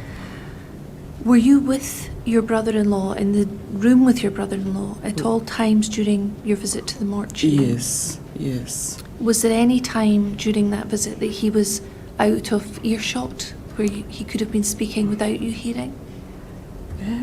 Not that I can remember. I think we were together all the time. Is it possible, where you were in the mortuary, that he could have spoken very quietly and been overheard by someone else but not by you? No, like I said, in the room where we saw Sheku, it was just us three in there. It was just us three. And we were just there so upset, seeing Sheku like that. We were so upset. And then when we came out, Adi and Kose were asking us how he was, and we were just explaining to them what we saw. Can you explain how this this statement could have been sent into the chair with these comments from Mr. Lewis? I really don't understand or know where these comments came from, because this man was so quiet, he was so upset, he was just, I believe he was in shock himself, seeing Sheku in that state. I can't remember him saying anything at all along these lines. And on that date, on the 6th of May, when you were at the mortuary, does this description reflect how the family were feeling? No, like I said, we were upset seeing Sheku like that. We were shocked not to touch him or, to touch him at all, just to see him through the glass window. We were shocked about that. And we were shocked to just see just his face. That's all we were wondering. Why did we just see his face only? Why did we not see his full body? Why is just his face they showed us? That's what we were talking about. Can you give us any explanation why this description would have been given by Mr. Lewis? I honestly can't explain anything about this, because nothing was said to my understanding. Nothing was said. He didn't say a word along these lines. Thank you. I just don't know where this came from. Thank you. I'd like to move on and ask you about a call from the embassy at Sierra Leone. Mm-hmm. Could we look at paragraph 21 of your statement, please? Now, this follows on just after the paragraph about your meeting in Amar Anwar's offices on the Tuesday, the 6th. And you say here, on our way coming back home, we got a call from the Sierra Leone embassy down in London to say somebody from Police Scotland, I think, or somebody from Scotland, are saying that they have got their citizen who has died and asking what the process is for sending the body back to Sierra Leone. Now, can I stop there for the moment? Who received the call? When we were coming back, it was my my sister Kusna who received the call, because Your sister? Yeah. Which sister? Kusna. Kosna. Yeah, she received the call from I think it was one of our aunties, because they tried to trace, and they finally got the call, and then she called Kusna to say this. So we were all in the car, and then she passed the phone to Adi, and that's when we were told this. So your sister received the call, and who was it that was calling her? It was another relative who called her to say somebody from the Sierra Leone embassy has called in regards to Sheku Bayo. They want to send his body back to Sierra Leone. So that's when Kusna passed the phone to Adi, and then he followed up with the embassy. Who was this other relative that you're mentioning? She was down in London. It was one of our aunties. So an auntie in London, based in London. Yes. And from your understanding of the situation, who had contacted the auntie in London? It was somebody from the embassy. Someone from the embassy in London? In London, yeah. Had phoned a relative of yours Yes. in London? Yes. Tell me the name of your auntie who received the call from the embassy. She was Ramatu Wuri, if I remember right, yeah. Sorry, I didn't catch. Ramatu Wuri. Thank you. And how long after you left Mr. Anwar's offices did you get this call? Maybe like 10-15 minutes or so when we left his office. Did you overhear the conversation that Adi had on the telephone? No, I think Adi just phoned the embassy and tried to ask what's happening, and I think he got in contact with one of the with somebody who was working there at the time, and they had explained to him. What's your understanding of the reason why the embassy was involved?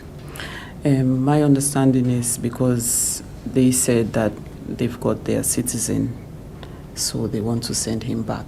He has died, and was the process to send him back to Sierra Leone.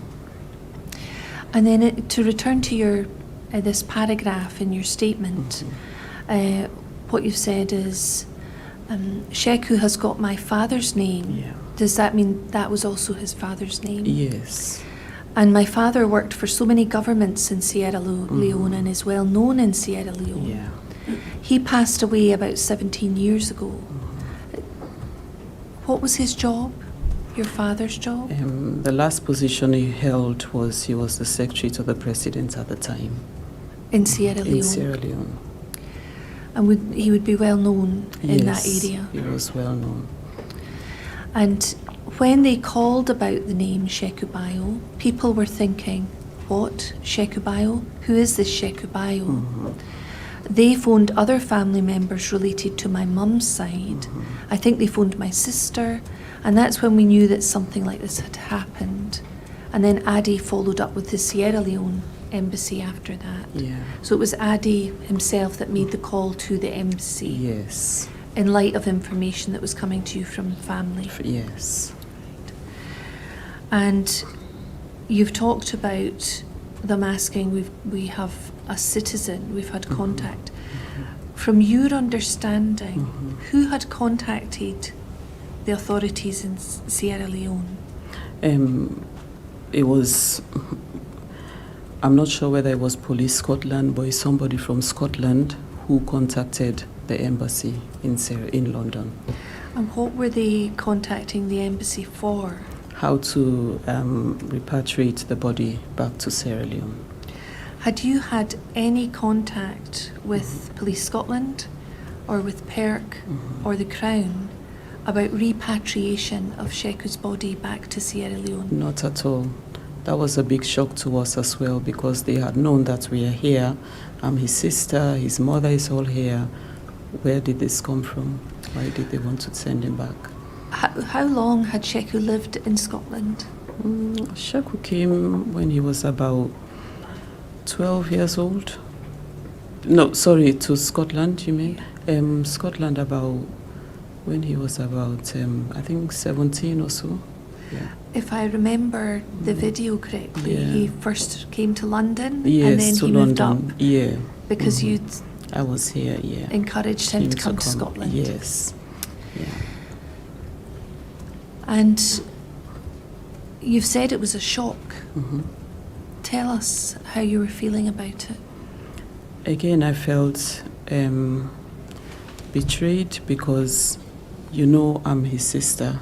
I'm his next of kin. Why was I not informed about this? Why wasn't I involved in this? And yet, the embassy was the first, to know about Sheku passing and how to send his body back. And knowing that this contact had been made with the embassy, what Mhm. impact did that have on you and the level of trust you had in the authorities here? Well, the trust level just went way down again, because at the time that's when Sierra Leone was going through the Ebola crisis. So, and we had seen on the telly how it was really affecting the country and how people were buried in the country as well. So if Sheku was repatriated, we wouldn't even know where his body would have been buried. And when you talk about people in Sierra Leone being buried in a certain way, can you give the chair a little more information? It's just with the outbreak of Ebola, they had mass graves in different parts of the country where they were burying people who died from the disease. And in terms of Sheku's next of kin, that was you Yeah. and his mother. Yes. And at that time, both of you were in the United Kingdom. Yes. And am I right in recalling that in the video you mentioned something about Sheku applying for British citizenship at the time? Yes. Yeah. Tell us a little about that. I can't comment much about that because I wasn't too sure how the process was, I wasn't sure how far it was because we didn't discuss about that again for a very long time. Yeah. But that was a process that was ongoing. Yes, I believe so. Yeah. Can I ask you about your experience with PERC? You've told us that they arrived, or people from PERC arrived at around 10 o'clock on the Sunday night. That was the first involvement you had with them. And could I ask you to look at paragraph 18 of your statement, please? And you've been asked about interactions with PERC and meetings. And you talk about having had a meeting with PERC and Kate Frame. Kate Frame was the commissioner at the time, as I understand it. And the meeting was not fruitful for me. When we went to the meeting, it was all superiority. That's what we got from her. We didn't get any clear information. We didn't get any clear support. Yet she just explained how things go, what their role was and things like that. For me, it was all about her and her organisation rather than any remorse. Where is the sympathy? What are you going to do to support this family? There was nothing there. They lacked compassion towards the family. I'd like you to tell us a little bit more about how you felt after your meetings with the Commissioner and with PERC. Like I explained it there, that's exactly what we got when we went to that meeting. I was expecting her to explain more about how things were going to go, what they were supposed to do, or even acknowledge if they haven't treated us in the right way or something like that, but nothing at all, just like I explained it here, it was all about the organization, what they did, and that's about it, really. How long after the 3rd of May do you remember it was before you had a meeting with Kate Frame? I can't remember the exact dates, but it wasn't, maybe within a month or two. It wasn't quite long. And how long did that meeting take? Maybe 30 minutes or less. Who was present? It was myself, a lawyer, Colette, Adi, we were present in the meeting, and I think Colette's mom. Yeah. Looking back now, how could that meeting have been bettered? How could it have been improved? What would you have found helpful? I think if she had shown some empathy, if she had shown some compassion, if she had, guided us in the right way, then that would have made a difference to us. What guidance would you have found helpful from PERC? Maybe just because my understanding was they were going to take over the investigation of how Sheku died and things like that. But as time went on, we were not getting that from them. So our trust was down again from the park. How was that contact with PERC? You've told us about the family liaison coming to an end. Yeah. You've told us about instructing a solicitor. How was the contact you'd had from PERC and any sort of relationship built with PERC? There was not much relationship at all, because from the lack of trust from the family liaison officer, then we just thought, where are we going from here? And that's how we just instructed everything now to go through our lawyer. And we're just communicating through our lawyer. So the initial interaction, did that spoil your ongoing relationship with all the Yes. authorities? Yeah, like I said, if the family liaison, if we had that connection, he would have been the link through all of this, guiding us through all of this, because it's all new to us. We didn't know what's happening. Our brother has died. We have no much information on how he died. So I was thinking he would have been our stronghold. Thank you. And looking back now, what contact with PERC would you have found helpful prior to your meeting with Kate Frame?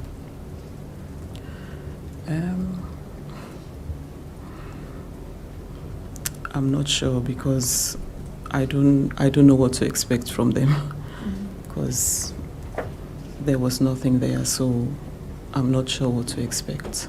All right. So even today you don't have any expectations about? No, because there was no opportunity for us to even know, what support or whatever or what they were supposed to do to support us, or what they are there for. So there was nothing there. All right, thank you. Can I ask you about things with the Crown Office, the Lord Advocate? You talk about this at paragraphs 24 to 29 of your statement. And you're asked about engagement with the Lord Advocate and the Crown Office. And if I can summarise, I think you talk about having a relatively good experience with one Lord Advocate, who was Frank Mulholland, and less so with a subsequent Lord Advocate, who was James Wolfe.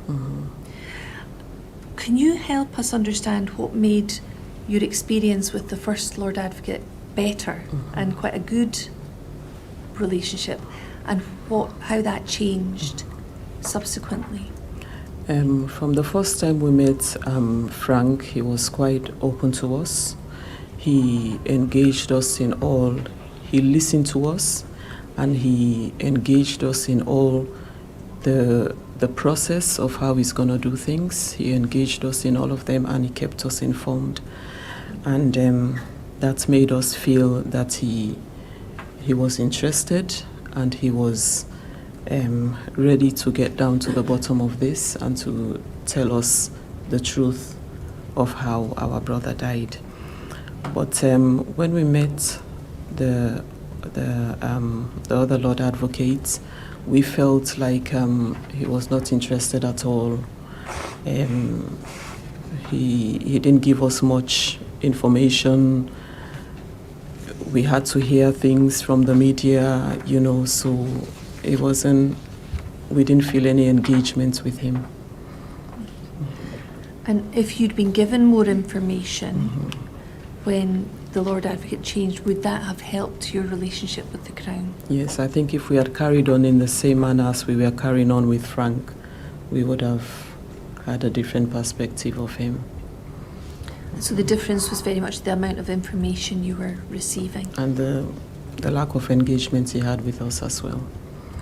And when you say the lack of engagement, is that fewer meetings or fewer points of contact? Well, apart from the meetings with Frank, whatever he was going to do or wherever he was going to do his investigation, he was keeping us informed, and we'll have a discussion about it, and he will listen to our concerns and follow that up. But we didn't have that with the other Lord Advocate. Was there a point of contact, a person who would be in touch with your solicitor or the family when the Lord Advocate Frank Mulholland was in post? And did that change later? Well, all our contact was through our lawyer, so all our meetings was organized by our lawyer. All right, thank you. And then I'd like to ask you about paragraphs 27 and 28 of your statement. And you were asked here to explain how you found out about the decision not to prosecute. And we've heard that there was a decision taken in Crown Office not to prosecute the officers for the events in Hayfield Road on the 3rd of May. And you talk here about someone from the media coming to your house to tell you that. Can you tell the Chair what the impact was for you and your family when you heard that through the media? There was a knock on the door again, and Adi had answered the door. And this guy just approached him saying, "How do you feel about the police officers not being prosecuted?" And we were quite shocked, like, what are you talking about? Where did you get this information? But Adi didn't engage with him much, and he walked away. Then Adi came to me and saying, "This is what this person is saying, that they're not going to be prosecuted." And then we got in touch with Amma again, and we explained it to him. And obviously we were upset because the Lord Advocate had promised to engage us, but again, that wasn't the case. So we felt betrayed there as well. Do you remember who the Lord Advocate was at this moment? Mr. Wolf. Mr. Yeah. Wolf. And did you subsequently have a meeting? Yes, with we had him a meeting and the with him. Solicitor General? Yes, we had a meeting with him, and we raised that concern with him, and he said he will look into it to find out how that happened, because he had promised that he will let us know first before anything else. But I don't know if that was followed up. What explanation were you ever given as to why the media had that information before the family? He said he doesn't know how, but he will investigate it, but I don't know what the outcome is with that. He will investigate how the media got to us before him. And what did you hear about the outcome of that investigation? I haven't heard anything about that. Yeah. Have you ever been given an explanation? No.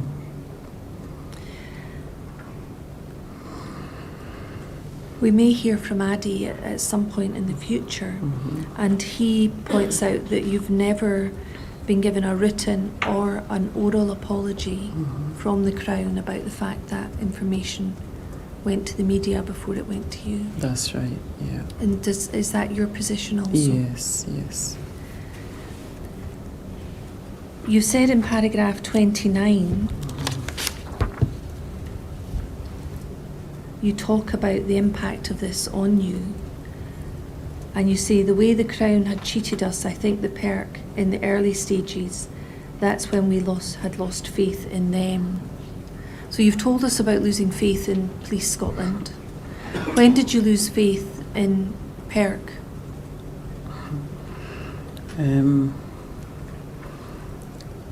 From the early days with Park, from the early days, like I said, there was nothing there, no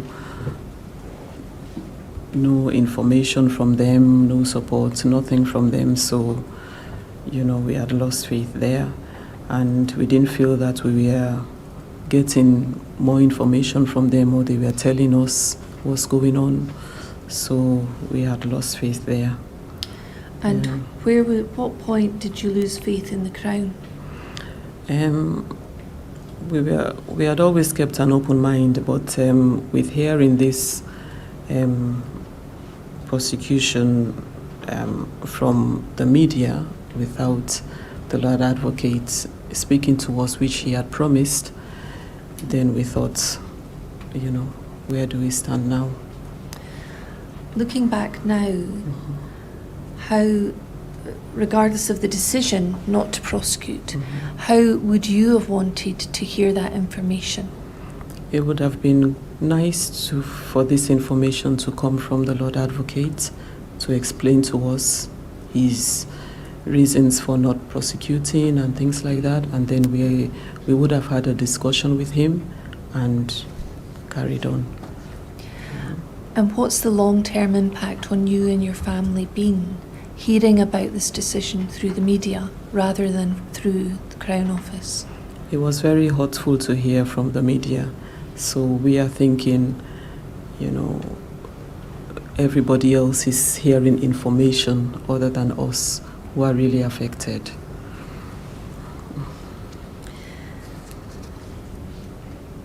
You've been asked, you'll see at paragraph 31, about media engagement, so about things that were also in the media, in addition to the no pro decision. Can I take you back? Because earlier in your statement you talk about younger members of the family being on their phones and being aware of mention of some sort of terrorist attack. Can you tell us about that? Yeah. When Gary had come to explain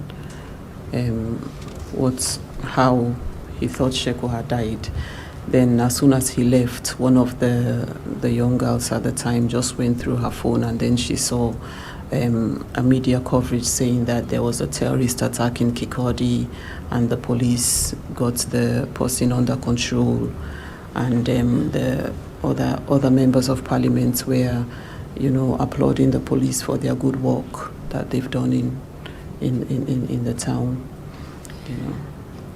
And what information was available at that time about this terrorist attack? It was just on the media that a terrorist, they thought it was a terrorist attack and they got him under control.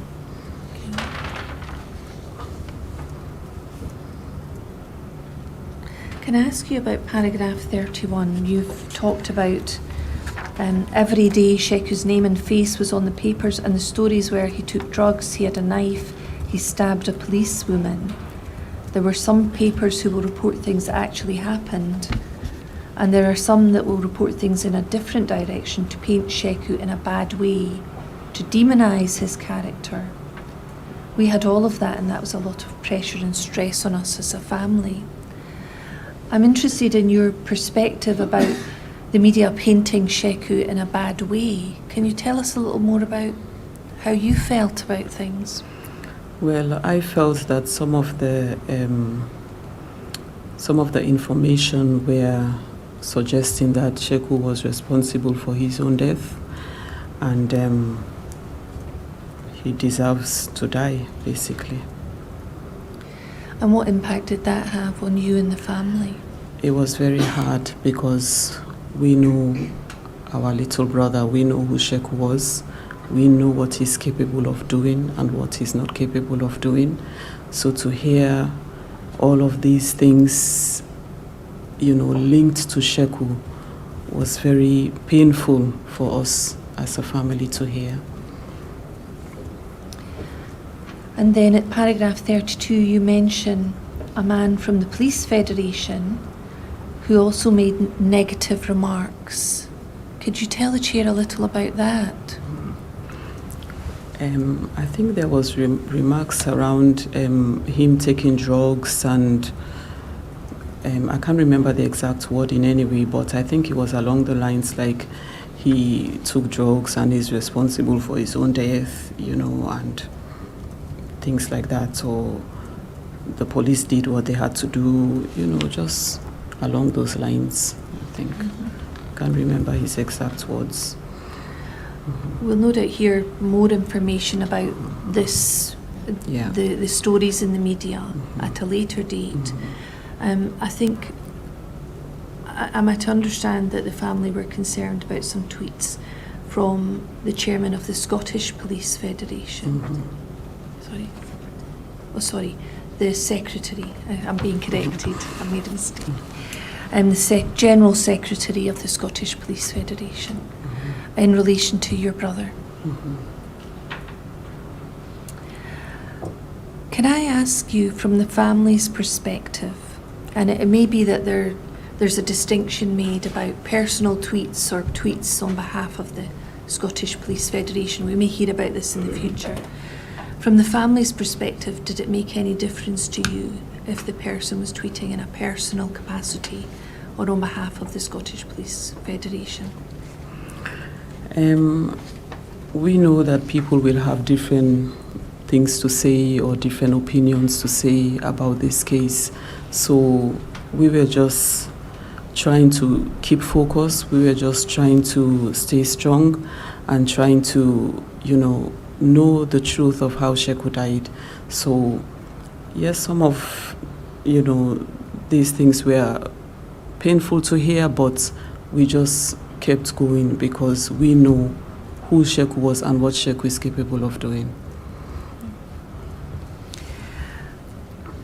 I'd like to move on slightly and talk about your experience in relation to one of the experts who was instructed, Stephen Karch.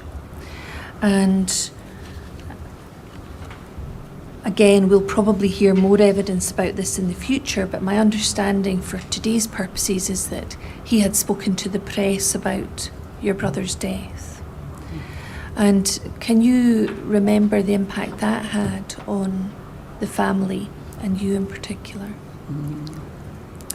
I can't remember his comments because there were so many comments made, so if he is specific, then don't worry about his specific comments. Do you remember finding out that an expert who'd been instructed had spoken to the press? I can't remember now. No. All right. Don't worry, we'll hear other evidence about that.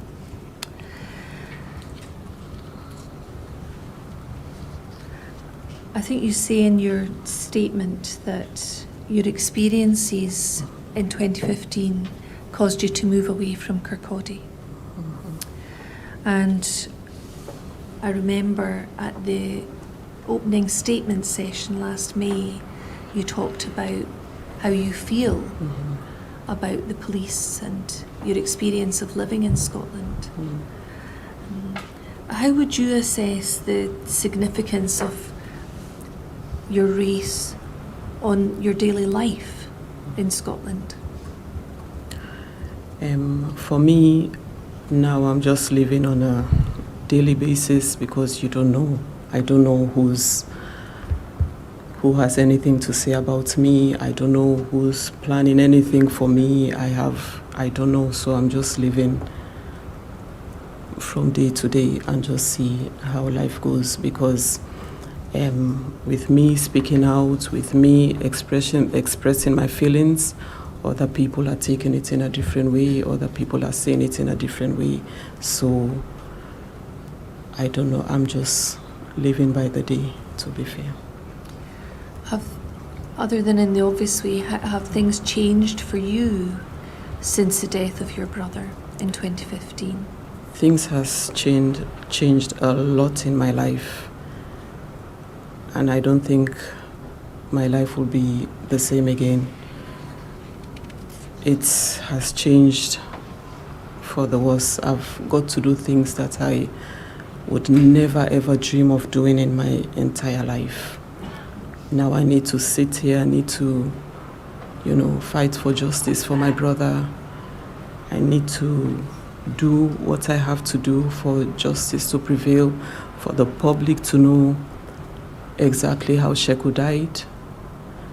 So for me, my life has really changed. My life and my family's life have changed a great deal. To what extent do you have concerns now about your involvement with Police Scotland? I'm concerned about safety.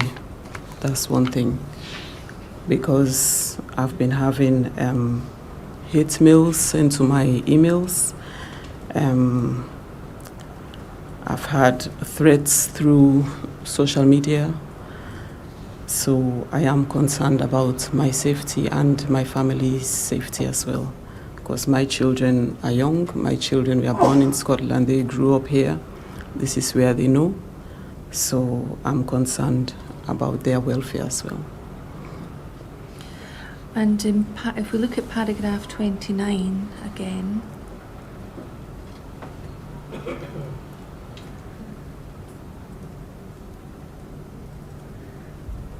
you see in the last 3 lines of that paragraph, things are going to be the same as with every person who's died in police custody. Nothing has been done.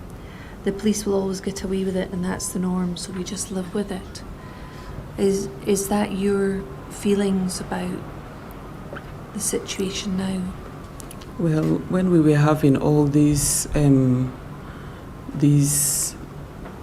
downfalls, you know, we had put our trust in the park, we had put our trust in the police, and then time and time again we had lost faith, we had lost trust. Then we just came to a decision that, yes, our brother has died, so let's just live with it.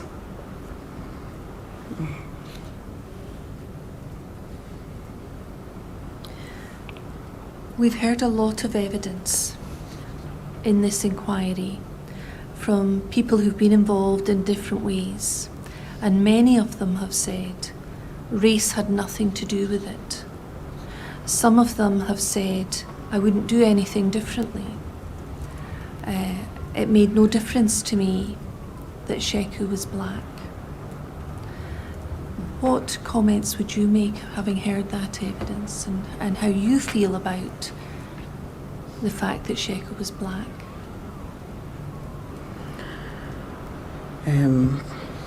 I feel if Sheku was white, he would have been treated in a different way. And I'm saying this now with a lot of fear, because I know I will get people coming for me for saying this. But that's just how I feel. I feel if Sheku was white, the police had met him, they would have approached him in a different way. I feel they would have approached us as a family as well in a different way. So for me, because he was black, that's why he was treated the way he was treated. From the very first instant the police met him. Thank you.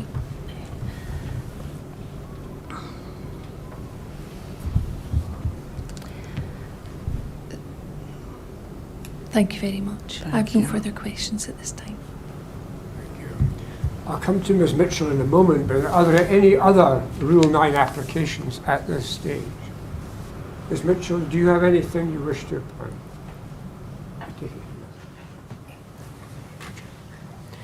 Well, Mrs. Johnson, thank you very much for giving evidence to the inquiry. We're going to rise now until tomorrow morning. Thank you. Free to go Thank you. Tomorrow morning at 10 o'clock.